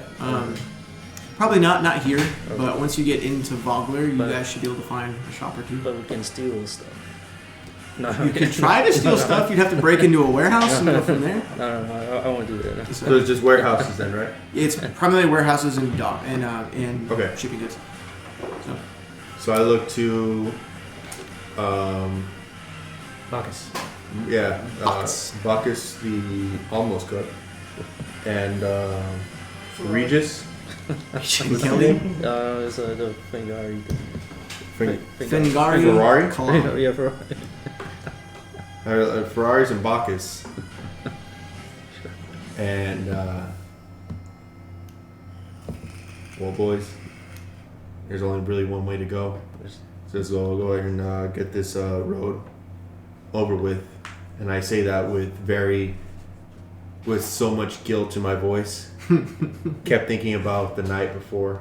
Or, yeah, the night before. 2 nights before. 2 nights, oh, my bad. 2 nights before. Yeah. So this is like 2 days of travel. Yeah. The 2 nights before,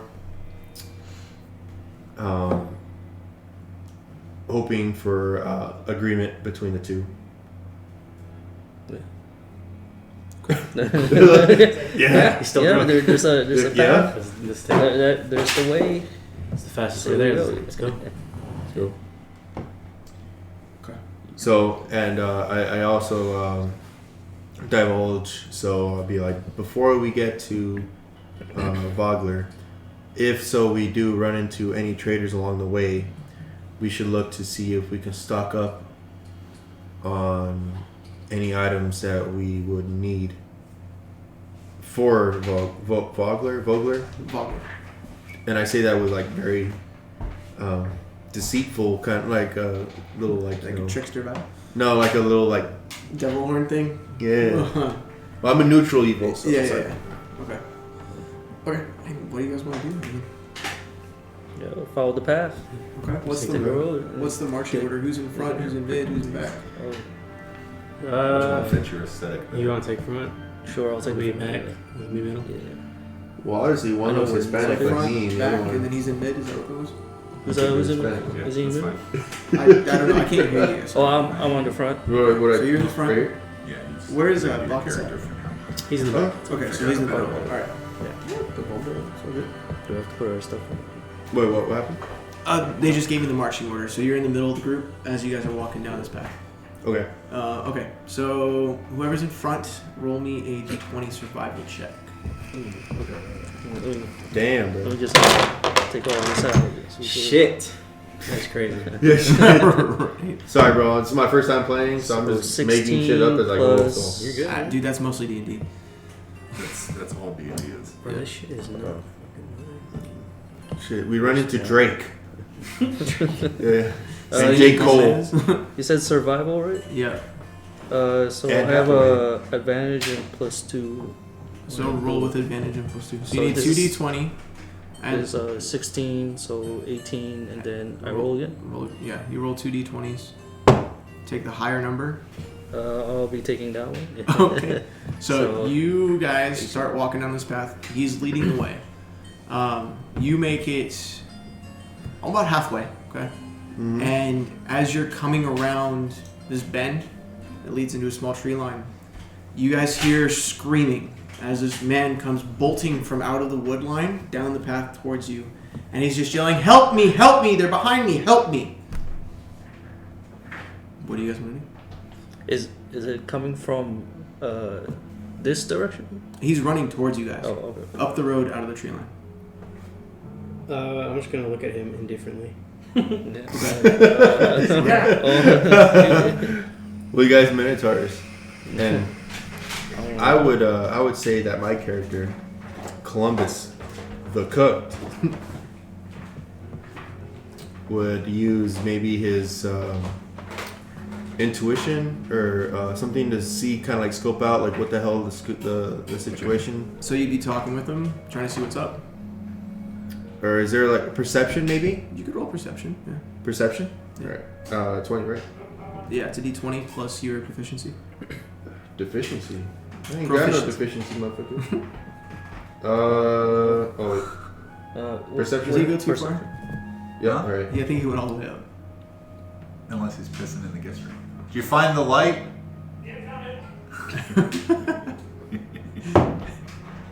Roll on. Oh, you just have to go open. Okay. What'd you roll? Did you It re-roll fucked, that? no, it fucked up because Okay, you got it like, canted. it was like, I got you. It was Cocked. Yeah. It was it loaded? was You it? rolled a nat one. I think it was. Man, You can. whatever. Yeah. All right, I so think this it is was oh a shit. What'd you get? I got a 10. Okay, so you can tell this man is absolutely terrified. Something has scared him beyond comprehension. Mm-hmm. Right now, in his state of hysteria, there's nothing that he's going to be able to give you that's coherently going to make sense outside of save me, they're right behind me. So I'm gonna cast a spell. What you gonna cast? Hold on. Where's my spell book? Yeah. Sorry, y'all. Yeah. There it is. Okay. Oh, now I have spells. Thunderclap. Jesus. Just fucking eat him. What is this person that's running towards us? What race is he? He's a human. Oh, he's a human? He's a Okay. human. So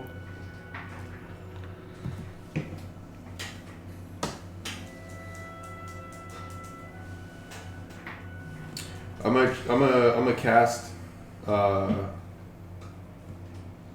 charmed person. Okay. Charmed person. What's it say? What's the save on it? So it says, the charmed creature regards you as a friendly acquaintance. When the spell ends, the creature knows it was charmed by you. Okay. But what do I need to roll a save throw for him? This is the information. One action, 30 feet, components VS, duration an hour, attack save WIS 12. So it's a wisdom save, and he has to beat a 12. And if that's what the other dude rolls, and if he doesn't, then it becomes I have to charmed. roll Yep. a save on yours, and I have to make at least a 12, right? Okay. So What's fine, dude? okay, so you have him charmed. Okay. He's still hysterical, but he regards you as a friend now. Okay. So he's So now I tell him, my friend, tell me what's going on. So he runs at you, and he bear hugs you and just starts drooling and mopping up and tearing. He says, "Save me! They're right behind me!" He doesn't calm down. He just regards you as a friend now. Oh, Jesus Christ. That was useful. You're like the best friend he never had. However, he's still freaked out and screaming. So with that, with my intuition that I obviously have, he's obviously still freaked out, hugging like his best friend of forever and ever, BFFs. Exactly. So I yell out to Bacchus and Ferrari. All right. And tell them Yeah. they're about to attack us, pointing towards the direction that he ran from. Okay. Do we see anything? You see nothing down the road. I'd like to try and intimidate him to tell him to calm down. Okay. Roll me an intimidation check. 18. Okay. So this already screaming man that was begging for help is now terrified of you, but he does calm down. He says, "Oh, please don't hurt me. There's more that way, but don't hurt me." What more of what? So Reese begins to explain that he was traveling with soldiers that hired him to take care of their horses. Mm-hmm. And as they were traveling down this road, they were attacked by unknown men in cloaks. And he sees that you guys have weapons and armor. He said, "Please, go help them. Save them, please. They need help." He just points down the road that he came from. Sucks to suck. Yeah. Are they rich, these people? Yeah. He goes, "I don't know. They were just paying me to work. All I heard was they were talking about how there were enemy soldiers around. I don't know." This is the same path that they're taking to get to Vogler. Mhm. Yeah. Yeah. What do you think? Push through, whatever. If we see him, sure, whatever. What do you mean, like push through, like continue Just down go- our own path? Yeah. It's in the way. It's the anyway, same right? road. Well, my neutral evil would say, or neutral evil Columbus the Cook would say, well, it ain't really our problem, but, Yeah. you know, if it does benefit us in some sort of way. I'll do it if it makes my coin purse a little bit heavier. And The man says, "Look, I have no money, but I'm sure the soldiers probably do. They were paying me. I can't pay you. I'm just a poor commoner. I'm a stable hand, for Christ's sake." Can I kill this commoner? You said they paid you? Shit, I guess roll for initiative if you're going to try and attack him. Just out off There's rip. no reason. There's no reason to attack him, but... I don't like his face. Fuck him up. Alright, so I would say, Let's just leave him here and push on. Yeah. just leave him here and push on? Yeah. Push on. Alright, so I'd say I agree with what y'all was saying. We go ahead and push on. Okay. But I do leave. Before we leave, I do converse with homeboy that's still charmed. His name is Reese.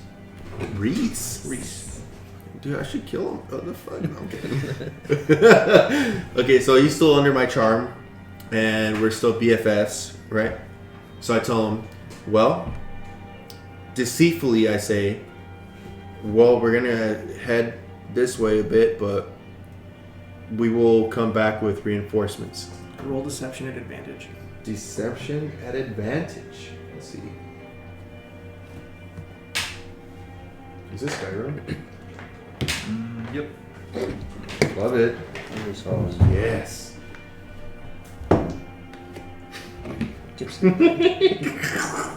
I rolled at 19 and it was plus 4, so 23. Okay. Did you roll 2 dice or 1 dice? One With dice. advantage, you roll 2 dice. Take the highest number.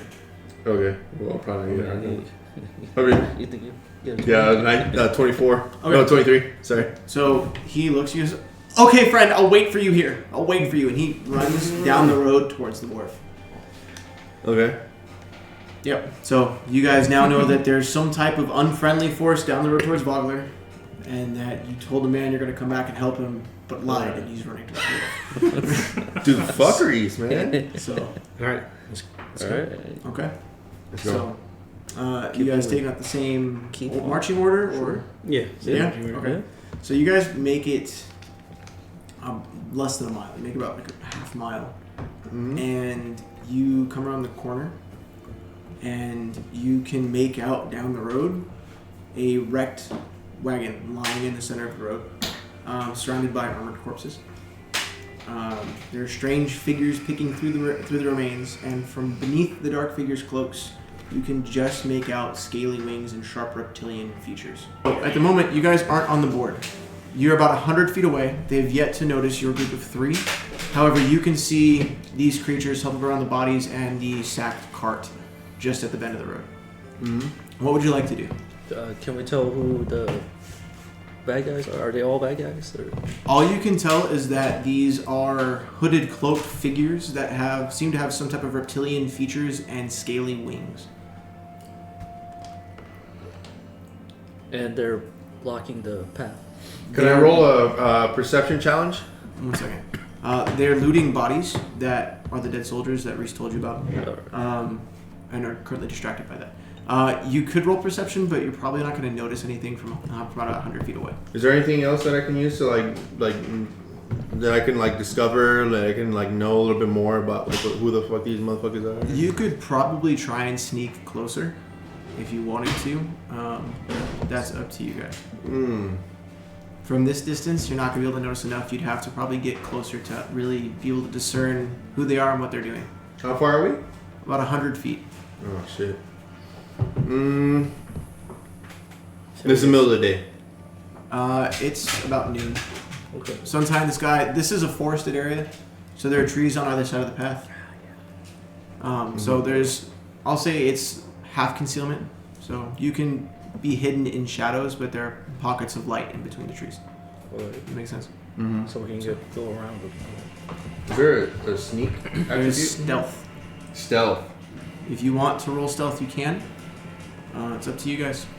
Whatever. How would you like to approach the situation? I'll sneak around. Well, I would like to converse with my fellow, or not my fellow, but my newfoundly acquaintance So, Minotaurs. like I said, you guys are about 100 feet away, and they've yet to notice you. So, Sneak around or attack. It doesn't matter to me. You're a fighter. You want Yeah. He's a berserker. You want to fuck shit up. I bring up there might be a hefty bag of gold down there that we could take off of, let alone the wagon, but all the. I mean, bodies. they are in our way. We need to get rid of them. Might as well.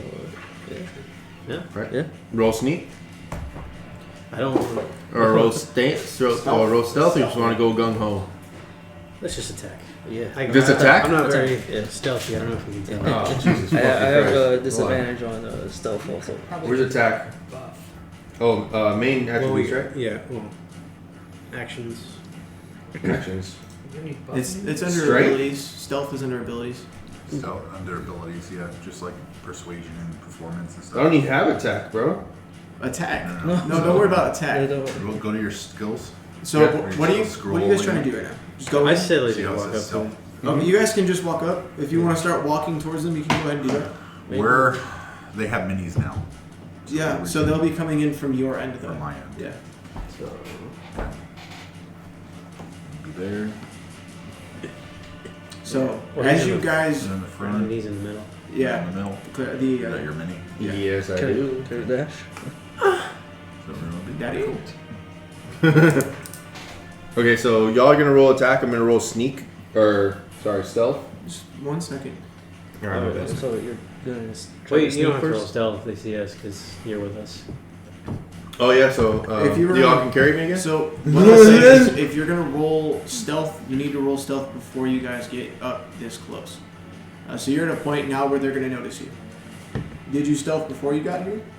It was, No. you- So you we're were still saying- okay. So we discussed we're gonna attack, right?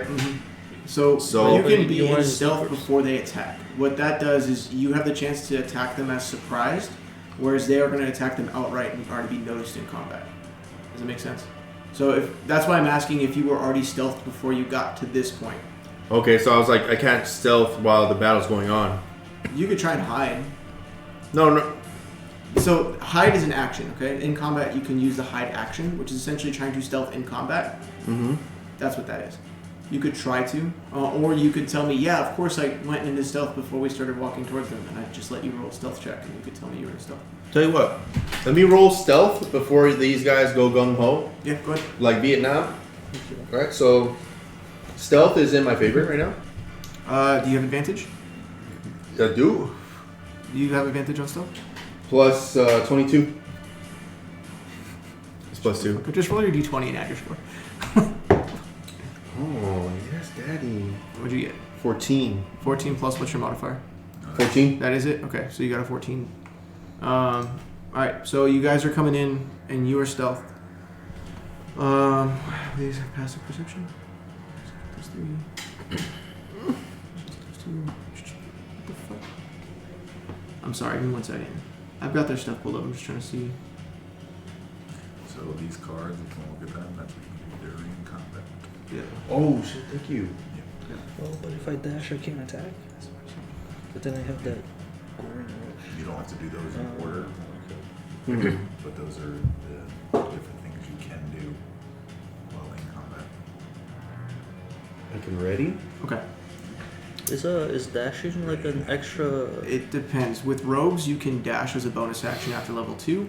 Typically, dash is just an action outright. Yep, but like, so I moved my 30 feet. You move double. And- If you and then- dash, you take twice your movement, but you lose your action. Okay. Yeah. Okay. 1 second, guys.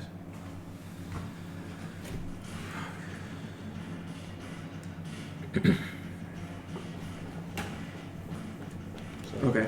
So I need you two to roll for initiative. So what happens is you guys come down this road, and they see the two minotaurs immediately, and you see these faces snarl at you that almost look dragon-like, and they decide they'll turn towards you, and I need you to roll for initiative. I rolled a 20. 20? Yeah. Okay. Oh, are we going with the one that we did? What was your roll before? It was 10. 10? Okay. And then we're not going to take yours yet because you're stealth. Okay. So let me roll initiative for these guys. Wow. Okay.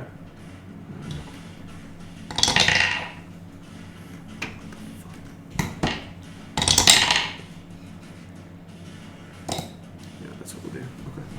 Okay. These guys don't have initiative bonus, do they? Yeah, they do. Okay. 4. And then... Okay. So, top of the round will be Bacchus with a 20, followed by 4 of the regular guys, and then followed by you.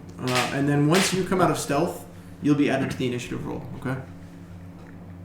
Tony? Sorry? Once you come out of stealth, you'll be added to the initiative roll, but what I'm going to do for the moment is roll me initiative. Yes.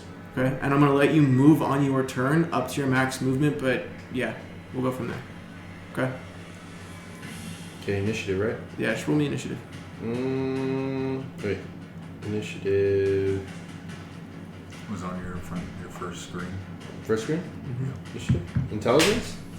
Initiative. Oh, here. Oh, dude, I'm so sorry. Plus 20, right? Or D20? D20 plus that. Okay. Yurt. What'd you get? Give me a fucking 16 plus 2, motherfucker. 18? 18. Okay, so it's going to be Bacchus, followed by Tony, What? in initiative order. Okay. So what are you doing first, sir? I'm gonna move up. Okay. And then I'm gonna have my turn. That's it? Yep, because I have no ranged. Okay. Did you want to dash or anything?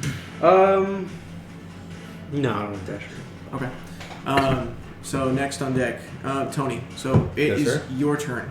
Now, Okay. if you go to that card right there, it says what you can do at the start of your turn in combat. Mm-hmm. You can do any of those. You have 1 action per turn, 1 bonus action per turn, and then 1 reaction per round. If you could help him with the initial couple times, Yeah. it'd be fantastic. So each Okay. each square is 5 Represents 5 feet. So you on your front page, it'll tell you at start at the top of a amount of movement you have. 30 feet per Okay, so second. you have 30 per second? 30 Oh, walk feet. speed. per round. 30 feet per round. Okay. So you can move what? 5 squares? 6 squares. You can move 6 squares in a round.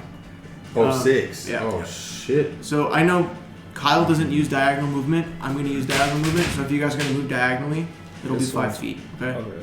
Wait, each block is 5 feet? Yes. Yep. Oh, okay. 1 inch is okay. 5 feet. Each square is 1 by 1 inch. Okay. So, I'm still hidden. You are still hidden currently. Yes. Okay. So, if I were to dash, I'm still hidden.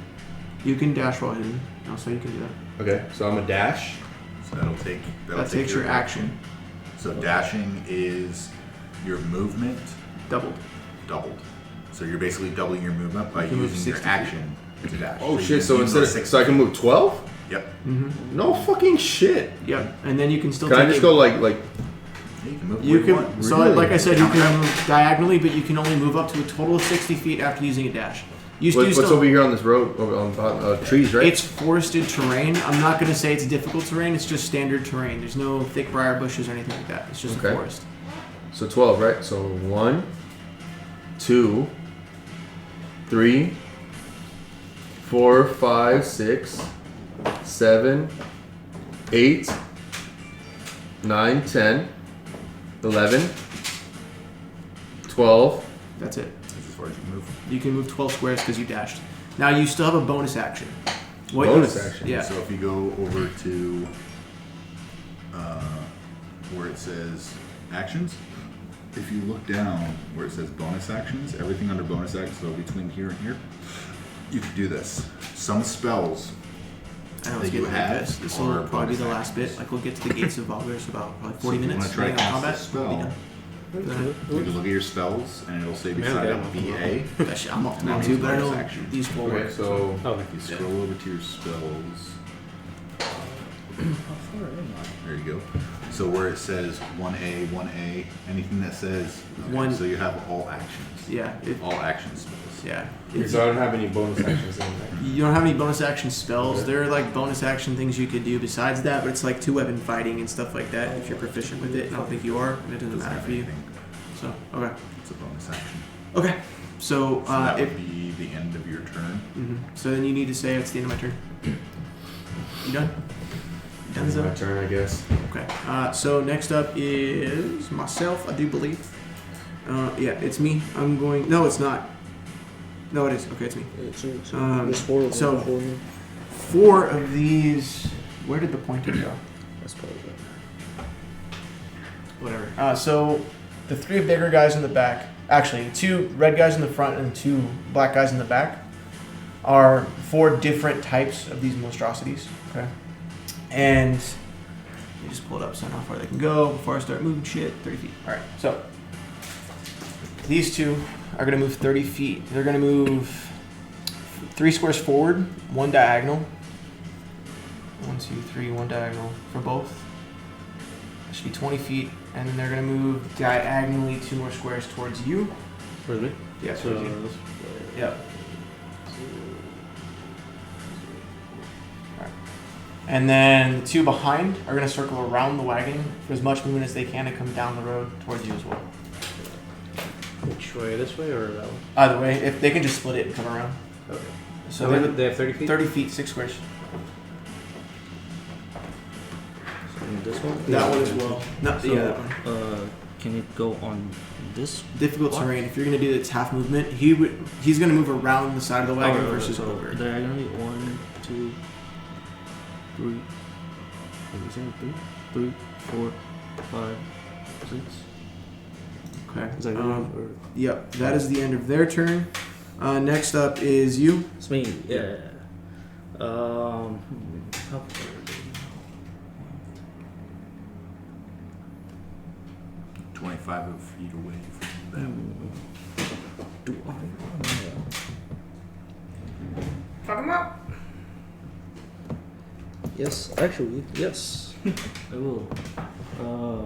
1, 2, 3, 4, 5. Do I have to be like? Nope. Or can You I can attack attack diagonally? diagonally. Oh, alright. Mm-hmm. Alright.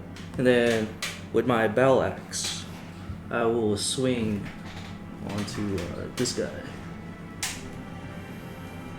Which one? Oh, this guy right next to me. And do I put this +5 then? To hit 24. Hits. Okay. And then damage, Yep. slashing, right? Whatever your weapon does. 9. 9 points? Yes. Yep. So you gotta equip Okay, it. so- that And- in but- the inventory, like I want to try equip the shield. this That should change strike of the AC. giants. Is it bonus action? Or is it an action? Yeah. Well, it says once per turn when you hit a target With a melee weapon attack or a ranged weapon attack using a thrown weapon, Click that. The target. you can imbue that attack. It says with a thrown weapon. Now that's No, Oh, but it melee says attack or melee. ranged with a. Yeah. Oh, yeah, okay. so it should You can imbue that attack with an additional effect. Storm Strike. Target takes additional 1d6 lightning damage. If the target is a creature, it must succeed on a Constitution saving throw DC 13 or it is these are really disadvantage on cool, attack. So I get Yeah. You can go ahead and do that if you want to. All right, I'll try it. try my hand. at It's my- what's the Oh. save? Yeah, bro. Dope. Constitution, DC 13. Okay, I actually can't roll that because these are not that type of creature. Oh, okay. So So you can I still guess- attack and do the damage, but I don't have to roll that save. So does that mean it will hit or like? So the difference is if the target is a creature, it must succeed on a Constitution saving throw DC 13, or it has disadvantage on attack rolls until the start of your next turn. So these are monstrosities; they're not creature types like that. Okay, so I can't. You can still attack it and take the damage, but the DC roll doesn't apply because it's a monstrosity instead of a creature. All right, well, I'll try to do the damage then. Okay. What type- 1d6. So roll a D6 for me. 3 Okay. lightning, right, or whatever. Yeah. Yeah. Is that a resistance? Oh, I don't know if they're. Nope. Okay. So, you hit him. He looks kind of torn up from your first initial strikes. Okay. He's hurt. Is that the end of your turn? Yes. Okay. That's So all I can do. next up is me. Okay. So that last guy close to the wagon. Mm-hmm. He's gonna move around. He's gonna move away from the wagon into the forest towards Maverick, 30 feet. 30 feet. Yeah. Me? Oh, 1. Yeah. him. Wait, He's was like he Maverick. here Oh, or was he here? that one? This one. Yeah, So sure. 1, 2, 3. Oh, I think it's about the character. That's what. No, this is No, Maverick. wait. Okay, why is he here? Okay. And then what's the range on that? 60 feet. How far is he away from you? From me? You. From me? Yeah. Oh, here. Pretty far. The whole ruler. So 12 times 5 is 60. Okay, he's gonna throw a dagger at you. I'm that far away. He has 60 feet distance, so he can throw it at. So he's gonna throw a dagger at you. Okay. Let me roll d20. For a 16 to hit. What do I roll? You don't. I don't roll. Check your armor class. What's your AC? Oh yeah. 16. So meets it, beats it. And then he does a 1d4 plus 3 damage to you. He does 6 points of piercing damage plus an additional 2d6 poison damage. Damn. We have 13 hit points. Are we all in level 1, right? Yeah. So plus 5 poison damage. So, You know, cut it in half. I don't want to kill you. Just cut it in half. so what is it? Just take the first initial damage I gave you, which was 6 points of piercing damage. Dude, fucked you up. So, Suck, bro. Just took your butt, dude. With a dagger. From afar, took your butt. So that is the end of his turn. Clapped your cheeks and didn't pull out. And then Bacchus, you're up with Bard on deck. Okay. So All right. I'm gonna step up like this. I'm gonna attack the one directly in front of me okay, with my great axe. go ahead and try and hit. Fuck 'em up. God damn it! Which one's right in front of you? Wait, I did the wrong fucking one. Give me a sec. I hit the Retarded. one in front of you. You hit the one at Jason's head, didn't you? I hit this one. So he's hitting the same one. Yeah, the one. That one. Okay, Yeah, cool. sorry. 15 to hit. Let me pull it up. I'm sorry, I'm on the other No, one. you're good. You're good. Hits. Sweet. You can take 8 damage. 8 damage. Yes, sir. Okay, this guy's looking really torn up. How did you hit him? Where'd you hit him? What happened? Like swung up, or raised it over my shoulder, swung down, basically hit him in the collarbone. Okay. He's looking super bloody. Ooh. Like it.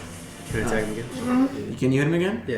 Okay. That's a bonus action. What's your bonus action that you do? Actually, my bonus action is Goring Rush. If you would like to use Goring Rush, does it have any prerequisites like distance, dashing before your action? Yeah, I have to dash. So never then, mind. no. If it requires you to dash to use Goring Rush, then no. Yeah, never mind. Then I'll end my turn. Okay. So it is you, Mr. Cooked, followed by me. Okay. So my walking speed, right? Or walking speed, right? Is it what it is? Yeah. Yep. So that says 30 feet for me, Yep. right? So 1, 2, 3, 30 feet right here, which I'm looking at right now, right? It's So 5 that feet. means like I can choose like an action, but I can reach 30 feet, right? You can still move there. So you have 6 squares of movement. Okay. So you have 30 feet of movement. So you can move. 3. Oh, a Attack, 6. and then move 6. down. Oh, Yeah, shoot. yeah. Oh, yeah. I'm so you sorry. can move up to 6 squares without using a dash. Okay. So Is old homeboy encumbered right here? Is he cooked or no? he's not in combat yet. Oh, he's not in combat yet? Dude. What about old homeboy right here? You can attack him. You can attack either. anyone. You can attack either. So the one that you just pointed out is the one that hit Me. our Minotaur Oh, fire. that's you? No, it hit me. That's the one that hit the Minotaur fire with a thrown dagger and tore him up. Wait. Who's this? That is an enemy. Okay, so I'm gonna attack this motherfucker. Okay, so move your character over to him. Do you have range attack? So you're attacking. Wait, hold on. Where was I right here? Yeah. Do I have range attacks? You shit me your butt. Look at your inventory, or look at your. So go to your inventory first. All the things that Dagger, leather they sword. need equipped. So to equip them, you click the box. Yeah, check the boxes. We're gonna assume everything was equipped when you guys got into combat, so you don't have to retcon it. You equip your leather. Leather, what There you armor? go. That's your armor. Scroll down more. That should be it. Okay, so if you scroll back over to your actions, go back. Go back. There you go. So these are your actions. Actions, all the way down to bonus actions. So you can use one of these things as an action. So 1 die 4? So basically during combat, you're swinging to hit their armor class, right? Basically how hard it is to hit them. Mm-hmm. And what you would do is you would roll a d20 and add this number to it. It's basically to see if you hit them or not. Okay. And then once you do, this is the damage that you deal to them. 2 damage? Potentially, And that's you roll basically for it. just punching them. Yeah, that's if you hit him on unarmed strike. If you have a weapon equipped, you hit with. Bro, it's If like, you want to hit them with the longsword, swing the longsword at them. but that's 1 damage though. That's not 1 damage. So you would roll a 1d8. You So won get one 8-sided one of die. those 8-sided die plus 1. That's your modifier. So that's additional to whatever you roll to hit. Oh, so Roll this one would damage. be 4-sided die plus 2. Yeah, exactly. It specifies the type of Okay. die, the amount of a type of die plus your modifier. Okay, I'm gonna do the. I'm a creep on this motherfucker right here. Okay. You know what I'm saying? So you get to attack with advantage Okay. since he doesn't see It's you. A d20 plus whatever your longsword is a plus 3. Plus So 3 roll- plus 1. Nope, just roll 2d20. D20. Okay. Twice. Twice. Yeah, you have got advantage. Okay. That was a 12. And that was a 19. I'm gonna do the 19 19 plus 3, so that's So 22. you definitely hit. So you beat his armor class. Yeah. Okay. So I clapped them cheeks. Yeah. So then for the And then- longsword, you would roll 1d8. One. Which one is it? It's This a one. diamond. Diamond. This one right here. Yeah. Right. Nope, the diamond die. Diamond, not the triangle. This Oh. Rhombus. yeah, it's 8. Yeah, it's That's Okay. an 8-sided die. And then you add the plus 1 to that. Plus 1. Okay, so 9. So you did 9 points of damage. Mm-hmm. What happened when you hit him? How'd you hit him? Where'd you hit him? So I get like just right across, like right here, Okay, hit him towards the neck. Okay. all across, Are you swinging one-handed or two-handed? 2-handed. Okay. So that's different. So this is a versatile weapon, which means it can be swung single-handed or two-handed. Your single-handed hit is the 1d8, but if you use 2 hands, it's a 1d10. Exactly. Oh, bro. So if you roll wanna- instead of that original damage, roll the 1d10 and then tell me what you hit with. If it's better, can I keep? If it's not better, can I keep the original one? No, because you're swinging two-handed. You have to Motherfucker, man. God, dude. Why didn't you explain? And Yeah, I guess I could have. Just so you know. My baby. Oh, 9 plus 1. yep. So 10 10? points of damage. Same shit. All right. So you come in with this two-handed sword, and you slash across them, and you hit him here and do some damage, and it slides across his armor and keeps going. Okay. So now that you can see that this monster you're attacking has copperish type of scales all the way across its body. Okay. So, and you guys can see that the two that are in front of you have bronzish type of scales all over its body. And it looks almost like a dragon. So And it does have bonus wings, action, you like, have to exactly. fight They have See wings. a dragon which born. means if you Exactly. have 2 They're not weapons, dragonborn. you can Oh, attack. they're not if you dragonborn. swung with your longsword one Okay. hand, you So could have used your dagger now as a it is bonus me. action. Right. And then you are on But deck. you also do have So bardic the inspiration. two in front of you guys, Yes. the one that's flanked by both Does of you, that. is going to attack the one farthest on my right, which I think is you, right? No, this one? Yeah, that one. That's you. This one. Okay, so he's going to try and hit you. Alright, shit. Picked already.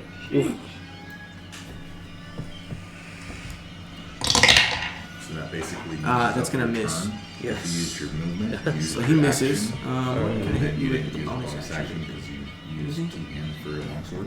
Mm-hmm. That's pretty Okay. Do I get a reaction from that or no? You get a reaction if I hit you. Oh, You get a reaction. Oh, my only. It depends. reaction. What's your reaction? It's just a opportunity attack. You only get opportunity attacks if I walk out of combat with you. Ah, okay. And I remove base contact, so no longer completely adjacent to you and try to move away, you get an opportunity attack. Okay. I'll let you guys know. Okay.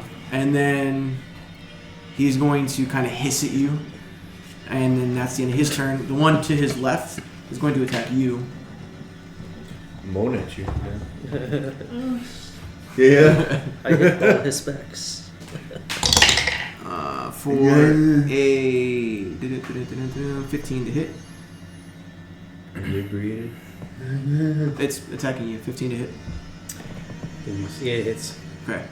Sorry, So- they were attacking him. And he's using his multi-attack. So the first hit hits you for 1d6. Hits you for 2 damage. And then he takes his short sword and comes back across the other side. For a 21 to hit. Definitely hits. For 6 points of damage. And then the two that are in front of the cart now are going to move to the right towards the further monster. Yeah. Oh, bro, so I'm gonna get clapped. 30 feet. 30 feet. Oh. I am extremely bloodied. 4, 5, 6. Oh, bro, I'm about to get And gangbanged. this bro. one too. Yeah. 1. Why? No, It's all good. Hold on. I got you don't guys. play this game no more. Okay, that's the end of their turn.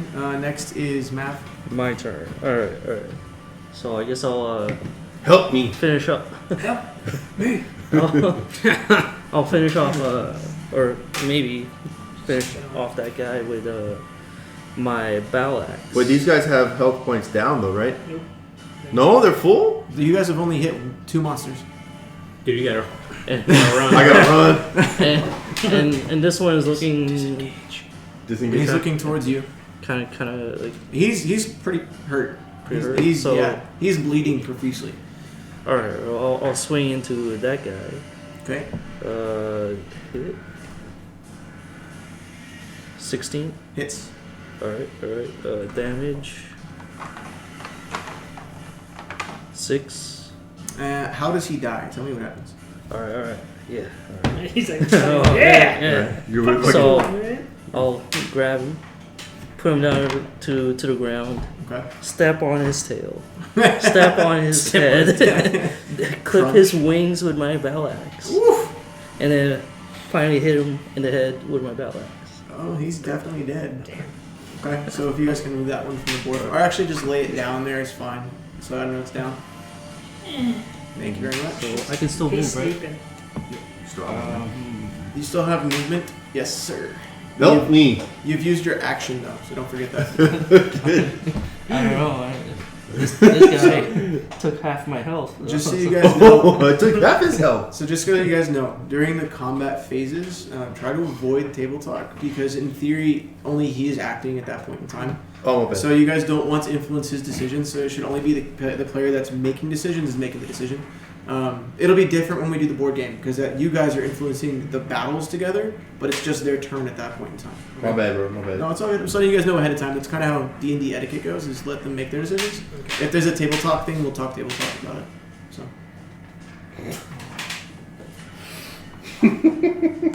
Crack jokes, that's fine. Just don't tell them how to do their turn.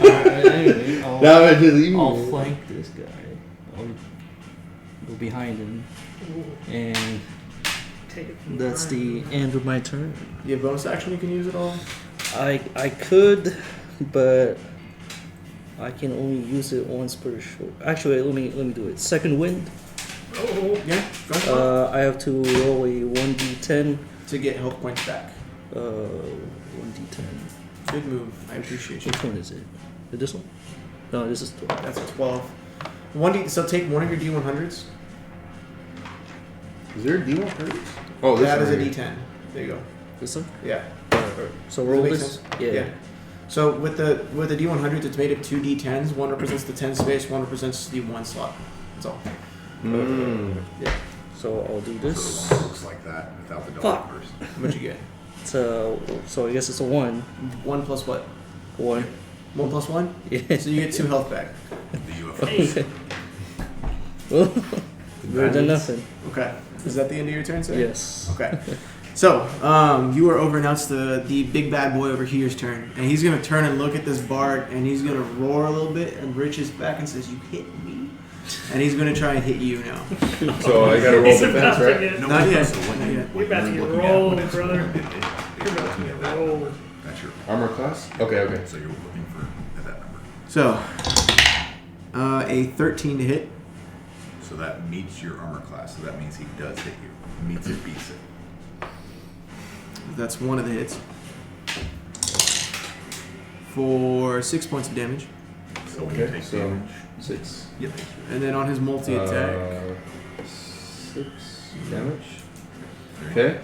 And that's all I'll do to you. I'll be nice to you guys. Alright, Nice. motherfucker. My turn now? It's his turn, and then you're on deck. Okay. Motherfucker.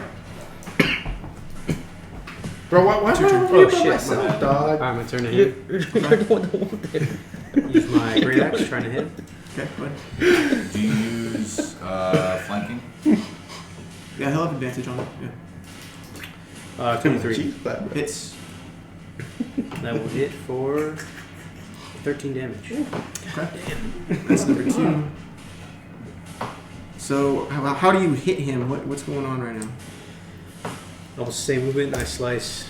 Straight across Dag- again. Yeah, not diagonal. Straight at the Straight stomach. across. Okay, Straight so his chest. you find the one chink between his armor Mhm. and the his leg plates, Mhm. and you just get right across the gut, and you see blood start pooling down across his bones. Hell yeah. So he's hurting. I'd like to see his guts. What else would you like to do, sir? Bonus actions? Anything for me? No bonus actions. Okay. Your turn, and I'm on deck. Okay, so I'm gonna definitely disengage, right? Disengage. So I'm gonna run away. So I still have Up to your full 30? movement. Your speed. so 6. 1, 2, 3, 4, 5, 5. 6. Not 5. Just 6. Not 7. I said 6. 6. My bad. 6. I thought you said 7. My bad. No, yes, 6. Okay. Do you have bonus action you can do? Not really. If you have... inspiration into what you're fighting. Yeah, if you have Bardic Inspiration, you can use that as a bonus action. If you have... What is it? There's a heal you can do as a bonus action, potentially, if you had it. Doesn't have it. But 2 epic fighting and bardic inspiration. Bardic Inspiration. Within 60 feet can gain an inspiration die. Which is... How much is it? D6. 1d6. Okay. So all of them are within 60 feet. Okay, so does that like help in the battle? Yeah. They can use it on top of a roll if they so choose. All right. They can add it to whatever they roll. Yeah. All right. Who's next? But Never mind. next in combat order, Yeah. me followed by our fighter here. Okay, I'm gonna give it to him. You get a 1d6 on top, and then mark off one of your Bardic Inspiration charges, please. 1d6. So bardic inspiration is you inspiring him as a bard To fight do better harder. on 6. fighting. Yeah. So what do you say to him? Rolled a what? What do you 6. yell A across to 6? him? Yes. Do better. A 6 There to you do go. what? No, that works. Oh, I thought you told, I told me. No, you Oh, get a yeah. 1d6 when you Oh. make a... Yeah. Yeah, Whenever you you add it did- to yeah. your Oh, you got 6. You add it to your attack roll. Yeah. Whenever... Once wait. once you decide to use your Bardic Inspiration, you can add a 1d6. You can use it whenever you want up until how long? An is it hour, for? I think. For 10 minutes. For 10 minutes. It's only 4 attacks. Okay. 4 attacks. 600 turns. For any roll. So each Any turn roll. is Any 6 roll. seconds. Not damage roll. That makes sense. But Oh, okay. Jesus, you're welcome. Dang, I should have used it for that second wind. Well, you just got it, so you didn't have it before. But, Yeah, I should. I didn't know you were. okay. I'm a bed, dog. I'm a bed. Are you doing anything else with your turn, sir? Can I cry? Yeah, feel free. it's a free action. I think we've all done that once or twice. I will yell at the 6 hit points that I took from old homeboy here, Okay. which I'm pretty sure is a dragon. And I will yell towards the battle to here that they're running away behind me. Okay. Okay, and then with that, the The three, pussies. the 3 guys that are still up. The one that is currently flanked is going to go behind you because you're the one still in front of him, right? Yes. So he's going to try and get behind you, which gives you an opportunity attack if you'd like to take Oh, it. yes, I do. Can I attack? Yeah, you Like, roll an just, attack. You roll like a normal attack. Clap them Oh. cheeks, boy. So, do I still need to do the hit? Yeah, you have to roll the hit and then roll for damage, Okay, like so- normal. Battle axe. 9. 9 to hit. Yeah. So your axe comes screaming in while he's walking away, and you entirely just miss. You hit nothing but air. Oh, yeah. You hear Kobe in the background yell, "Nothing but nets." Alright. Okay. So now that he's behind you, he's gonna try and hit you Okay. again. Let's see here. plus 3 to hit. For an 18. Hits. 1d6 plus 1. For 5 damage. Oh my god. You good? No, I'm not good. Hanging on for dear life here. And then he roars, and like it's like a shriek of glee while he sees blood just kind of spilling off your back. Oh my god. That's the end of his turn, and then the 2 that are in the woods with this other one are gonna run off the board to the right. These guys? Yeah, no, not those 2. That one, those 2. These two? Yeah, those 2 are gonna run off the board up to 60 feet. So they should be off the board now, right? Or is Okay. one on the edge? No, they're all both off. No, they had movement. They're Okay. all. So they're no longer in combat. So let me just mark them off. And now it is your turn, sir. My turn. Alright, right dash 1d6 plus 3. 1d. Actually, yeah, alright, 6. I'll go 1, 2, 3, 4, 5. Behind this guy. Okay, so you get to attack with advantage Oh, it's Cool. because you're flanking a flanker. And I guess I'll swing with my battle axe. Okay. Let me see. 14. 14 to hit, is that what that was? Yes. Is that your advantage roll? Oh, that was to hit. You have 2 rolls because you're rolling at advantage. You roll 2d20 and add your modifier because you have advantage on your attack. You can roll to hit twice and take the highest number. Yep. Okay, so 2 hit twice. Alright. One more, right? Alright. 24. So was that a natural 20? No, it was a 19 plus 5. Okay, so how does this man die? This reptilian monster, how does it die? Thank God, bro. I I was haven't- down bad. Have you raged yet? I haven't I thought I was gonna save the rage for them. I haven't done the damage yet. That was just 2 hit. It doesn't matter. Oh, it doesn't No matter matter. how much you hit this guy, he's Cool. going to go down. Well, I'll put my battle axe Okay. right behind his neck. Chop his head off too. Yeah, just cut him diagonally in half. As he falls apart, his head's still like snapping at the air, like a lizard trying to catch a fly, and just hits the ground right in front of you. Is there anything else you'd like to do with your turn, sir? He's going to sleep. It's a very bloody sleep. No. No. No, End not your good. turn. Yeah, I'm Okay. ending my turn. Yeah. This last one on the end, he's going to follow his other 2 friends off the board to the right. But before he does that, seeing you shouting to them, he's going to throw another dagger at you. Man, what the fuck, bro? God, dude. So, for a 15 to hit. Ooh. Okay. That hits. Hits. Oh wait, sorry. One sec. I think that's the wrong one. Motherfucker. Oh, yeah, it hits you anyway. Hits you anyway. Nah, reroll, bro. No, because now it's a 17 to hit, so you good. It would have hit you anyway. Sorry, man. For 4 points of damage. Okay, so apparently I'm dead now. You're not dead. You're unconscious. Okay, so 4 Yeah. damage.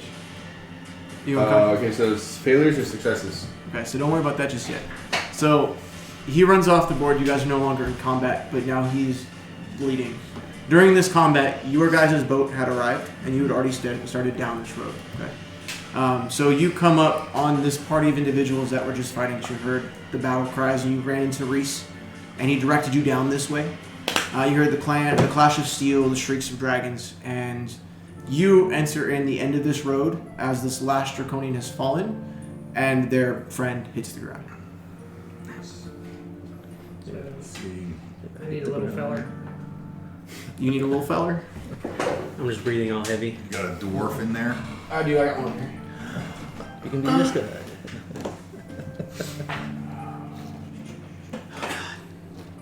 Not more bandits. Merry Christmas. How are we supposed to help you? Seeing all this, Calabar grabs his mace, pulls it out, and just begins sprinting to the guy that just fell. Okay. Not thinking about the other guys, seeing a bunch of things, but keeping an eye on the front two, because he's not sure if they're friendly or not. But to see, because he has the mace out as he starts to run, to see if they start to attack him as he's running in this direction. So you guys see this silver-haired elf wearing scale mail on the shoulders and just in the front, carrying a mace at his side, and he's just sprinting by you. Doesn't say a word. You already sprinted past us? I'm sprinting by Oh, yeah, you. and the Yeah, so I'm just you see me run up and just start sprinting. okay. I want to freak out. I'm gonna try and tackle you. Okay. Yeah. Contest his strength. Okay. I'm gonna go pee. Actually, you give me an acrobatics check. You give me a strength check. Okay. Should I do a death check too or no? No, it's okay. I'm not gonna. You're actually not. First day I'm dead. God, you bastard. You're only unconscious right now. You didn't fail your death saving throws. You're good. Holy shit. You want to say it out loud or? What message it to me real quick? Just Actually, no, screw it. Just say it out loud. What'd you guys roll? Yeah, 12. I rolled a 14. Okay, so you try to just dance out of the way. He jumps at you, and you have succeeded. You've officially tackled him. Who the fuck are you? Sorry. You just see this ball of fur with horns come streaking at him from the left. That man is dying. I'm aware, but who are you? I'm Calavar. I'm a cleric. This is what I do. Okay. Maybe you should say that before you start charging us. You just finished the battle. I'm gonna let you up. Kill that Big man. boy. I'm sorry. And Calavar will, before he sprints off, he straightens himself, and then he just leans forward and just starts moving forward. But he's got his eye like back. Yeah, me too. What are you, well, you just got tackled by a giant fur ball. What are you doing? I'm walking up slowly, Okay. trying to gauge the environment. With him? I am. We traveled together Huh. to seek a friend he was passed. I apologize for Oh, you're my talking- friend's rash behavior, but sometimes he lets his His inner demons speak for him. Yeah. he acts without speaking. Seems that way. Well, But he means well. He has no ill intent. So while they're discussing this, what are you two doing? I know you're probably at the body now, right? Yeah. Okay. What are you doing now? I guess I'll turn while I'm looting this guy. I'll ask, oh, who are you? To Kirk or the To Oh, sorry, to the druid. Okay, so now he's asking you the same question. Did he hear that conversation perchance? I probably, Yeah, I mean he's right. Okay. He's right. So but I don't think you mentioned your name though. Oh. I was like, Oh. who are you? My name is Dianonda Stonebark, but you can call me Dia. I'm a druid from blue. Blue. It's like blood, but blue. Oh, Blue. oh. We're here, Good stuff. me and my friend whom you tried to tackled. We're here on our way to a funeral, or I guess you would call it a funeral. It's a funeral. A funeral. Less of a wake, more of a funeral. Oh wait, yeah. So, We just happened to take the same path as you all and stumble upon this chaos. okay. So, and in the meantime, Calavar leans down over an unconscious body, seeing that they're looking rough and they smell like crabs. Oh my god, here we go. Takes his nuts. Well, begin to put his hands on the body, however, remembering that was a long time ago that he had the ability to do that way. He'll stop himself and he'll start doing some weird somatic components and speak verbally underneath his breath, casting Cure Wounds on you, you. Columbus. And you gain. Oh my gosh. Oh, it rolls. Okay, that's fine. You gain 4 hit points back. So, And as you come to consciousness, you see a silver-haired elven figure with pointy ears wearing scale mail, just kind of leaning over you and mumbling under his breath. Yep. you stand up. You have 1 level of exhaustion. If you can show him how to add that, please. So it's in. Oh. Okay, that. And It's under conditions. So where you were. Oh, so You I'm didn't not upgrade. incapacitated anymore. Nope, and just see at the bottom During where it this time, says can I walk exhaustion. towards? at the very Oh, bottom. exhaustion. One. So yeah. Yep. And Columbus? then if you, Yep. And then Click I the offer drop down. to clean his wounds with. it tells you what each level What up? consists of. It's in the shelf on the right, like the third tier. Disadvantage on ability checks. Okay. That's what you have until you finish a long rest. Okay.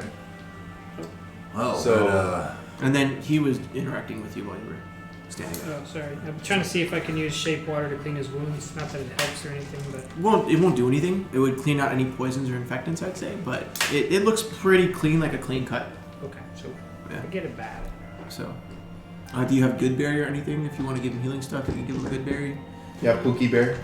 No, I have molder, shape water, absorb elements, earth trimmer, Okay. the snare. Okay, yeah, no worries. So, he I do have a healing potion, but I just met this motherfucker, so and he just got healed by a cleric anyway. He's fine. He's a little tired. He had a good little nap. Walk it off. Yeah, right. Seems like you all got in a scrape on the road. Everyone all right? Barely. We did. What happened? They were in our way. We were trying to get past them, and then So they were traveling the other way, and they in the way were. and you You see attacked that? them. See that wagon over And he there? kind of raises his. No. Mason, you attacked that theirs? You've got me all wrong. No. They were killing other people, so we were killing them. Are there any more alive? And Calabar kind of looks over toward the wagon. So while you're looking, you see 3 dead human soldiers in silverish plate armor with blue capes and horn Are they helmets. clearly dead? They're clearly beyond help. Okay. They are laying about the ruined wagon where you guys noticed the figures before. And then the 2 dead lizard-like creatures you see, you recognize from pre-Cataclysm as Draconian. You recognize them as badged Draconians, which are made from brass dragon eggs, brass chromatic eggs. Do I know that they work with the Jesus. Dragon Armies? You don't at know all? that. You just know Okay. in prior history they would have, but you're unaware at this point in time who they work with. These things shouldn't be here. They're from before the Cataclysm. Calabar just kind of look at him weird. They did look odd to me. I'd never seen what I thought were Dragonborn, at least, that looked like this. What are y'all doing? Are you from Vogler? No. We're traveling to go to the funeral of an old friend. Ispin. How do you know it? Yes. That's a long story, and it's a super small world, I guess, with a funeral looming. He's made quite an impact around the world. Seems He he was a has. friend. Probably leave it at that for now. Yes, he was.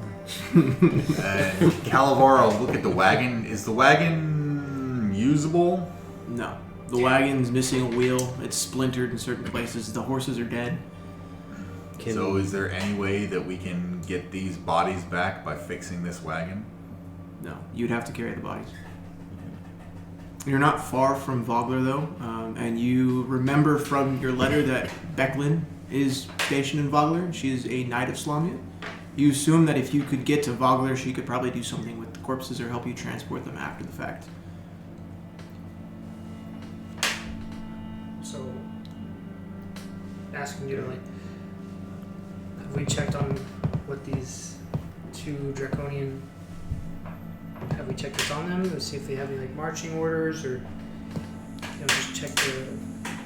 Did I find anything when I was trying to You'd loot? have to go. Were you trying to loot them? 'Cause When he came in. I didn't hear you say you were trying to loot them. When you Alright. when you start looting these corpses or checking these 2 Draconians, you see a symbol you don't outwardly recognize. You have kind of I think I might know what that is. You think you might too, but What you're not kind sure. of symbol is it? Is it It's a a religious symbol? religious symbol. It's a Can symbol. I? Do a religion check? Yeah. Absolutely.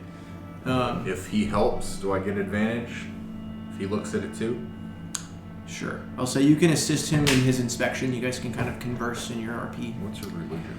I'd like to go to the wagon. You go ahead. Just, I want to go Catholicism, yeah. if there's anything of value. Okay.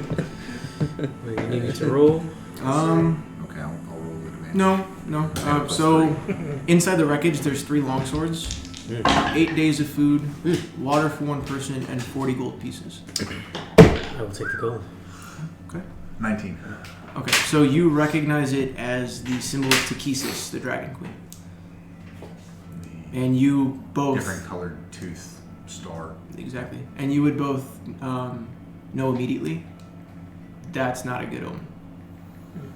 Being This ain't a good omen. so. No. Sure isn't. I wonder what they're doing here. I don't know. I feel like we should talk to Becklin first. If you guys want to move what's on that real quick, I can pop up a picture of what you guys saw. We go and shop from the wagon. If you guys are done looking at ancient history, there's lots of supplies in here. Alright. We should, Sir. That was they're what not you- ours. I feel like we should probably leave them be and return them where they belong. I feel like they're no use to anybody but ourselves. We're the ones traveling. And they're dead. So as you point at these 3 dead men, again, you being as old as you are, you recognize the armor as Knights of Silvanesti. These were no mere soldiers. These were battle-hardened knights. I will explain that. And the curious look. Say they were slayed by these creatures. How is it that you all defeated them? Sheer luck. Your friend didn't do so hot though. I'm Bunch of cooked. swings. He'll give a little chuckle. So Well,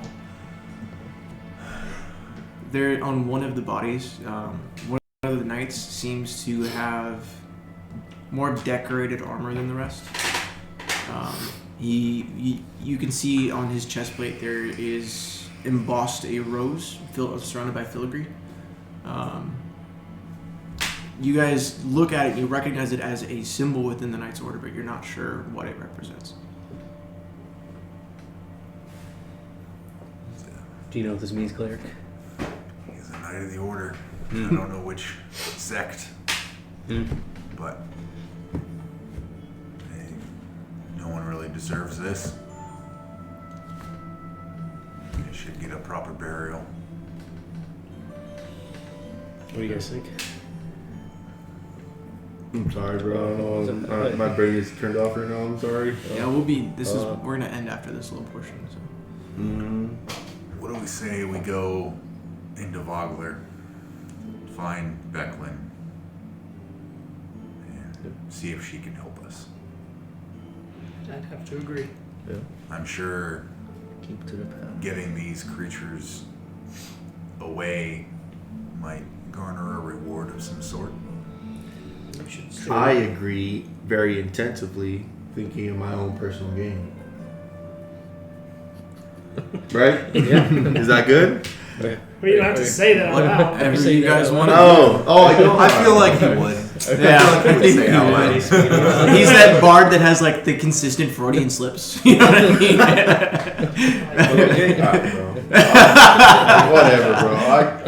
I'm mean stuff. I'll take, bro. We're just playing with you, bro. Can I take some food rations? Yeah, you can. What? So he inspected it and he found swords, 8 days of food, water, and one other thing he took from the cart. You guys no longer see, nor saw before. Can I tell if it's a chair? My bones popping, bro. So It's probably the chair. It's gonna break. yeah. Would you guys like to do anything else? Do you want to inspect more bodies? Do you want to travel down the road? What do you want to do? So I'm okay with traveling down the road, and Dia says it's best to stay in, all together in case more show up. Okay. So you guys want to head down to Vogler then? Okay. Yeah. So you guys head down the road. It's another. Before we do, sorry, Calabar wants to take whatever cloaks they were wearing and kind of cover their bodies. Okay. So the two younger knights that didn't have really much filigreed armor, you can cover them up simply. Are you inspecting them too, or are you just covering them? Yeah, I'll take a good look at them. Okay. While I'm doing that. So the last knight, the one that appears to be more higher ranking, you find a flute, or not a flute. You find a war horn on him that is intricately detailed. Appears to be made from a horn or some type of animal horn you don't recognize. It's filigreed with polished steel. You find a beautiful battle axe that's adorned with filigree and has the symbol, one of the symbols of the order, down the joint where the shaft meets it. And you think that his armor might be slightly salvageable. It's got a lot of tears through it and claw marks, but you think maybe the chest plate is salvageable. Well, I'll leave it where it lies. The battle axe, I'll put on his torso, on his chest, Okay. cover him up. But the war horn I will take to show to Becklin that what I say is true, and then knowing Becklin, she will know what it is probably immediately. She'll probably be able to recognize it. I just need to figure out what the fucking name of the item is, so I can tell you to add it to your inventory. Is it a... Oh, right. Go ahead. Is it a normal battle axe? You'd have to inspect it to know. I'm not... While he's doing all that, I'd like to look over his shoulder and inspect. It's a higher-ranking official's battle axe. You think it could have properties, but you don't know. You'd have to get it appraised. Mm-hmm. Add the intricate warhorn to your inventory, sir. But it's very nice. It's a very nice battle axe. So the horn has. While I'm doing claws this, inside. can I detect magic on everywhere? Sure, you can detect magic. There's like a claw that comes out the back, the front of the polished blade.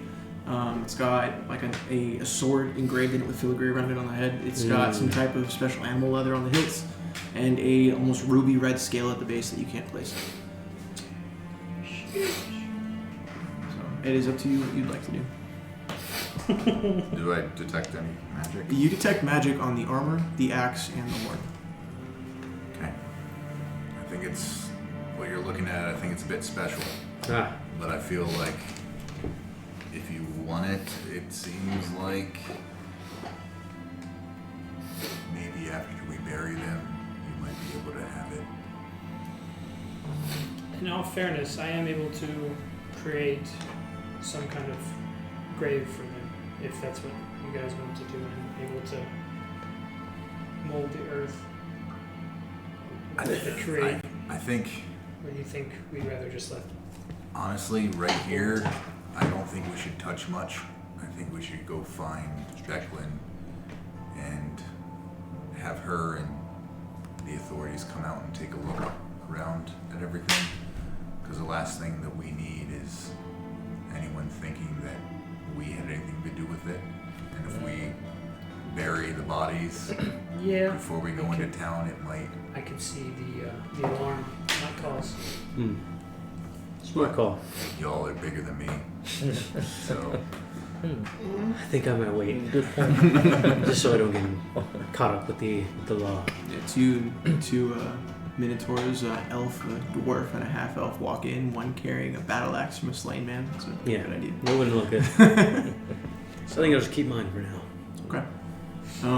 So you guys are heading down the path then, leaving that stuff there. You took the horn, of course. Yes. Okay. Did you see what it said in the text? You can read it to them if you want. Oh, for the war horn? Yeah. Beautifully adorned horn from a creature you're unfamiliar with. It is adorned with intricate carvings and fittings of polished steel. Maybe the Salamic Knights would know more. Oh, well, that's where we're going. Okay, so you guys head down the road the rest of the way, and you come to the entrance of Vogler. Since you're taking the road, you are actually up here at the top portion of this gate. If you don't want to put the donkey, you can put it here. And that is where we're going to end it for the night.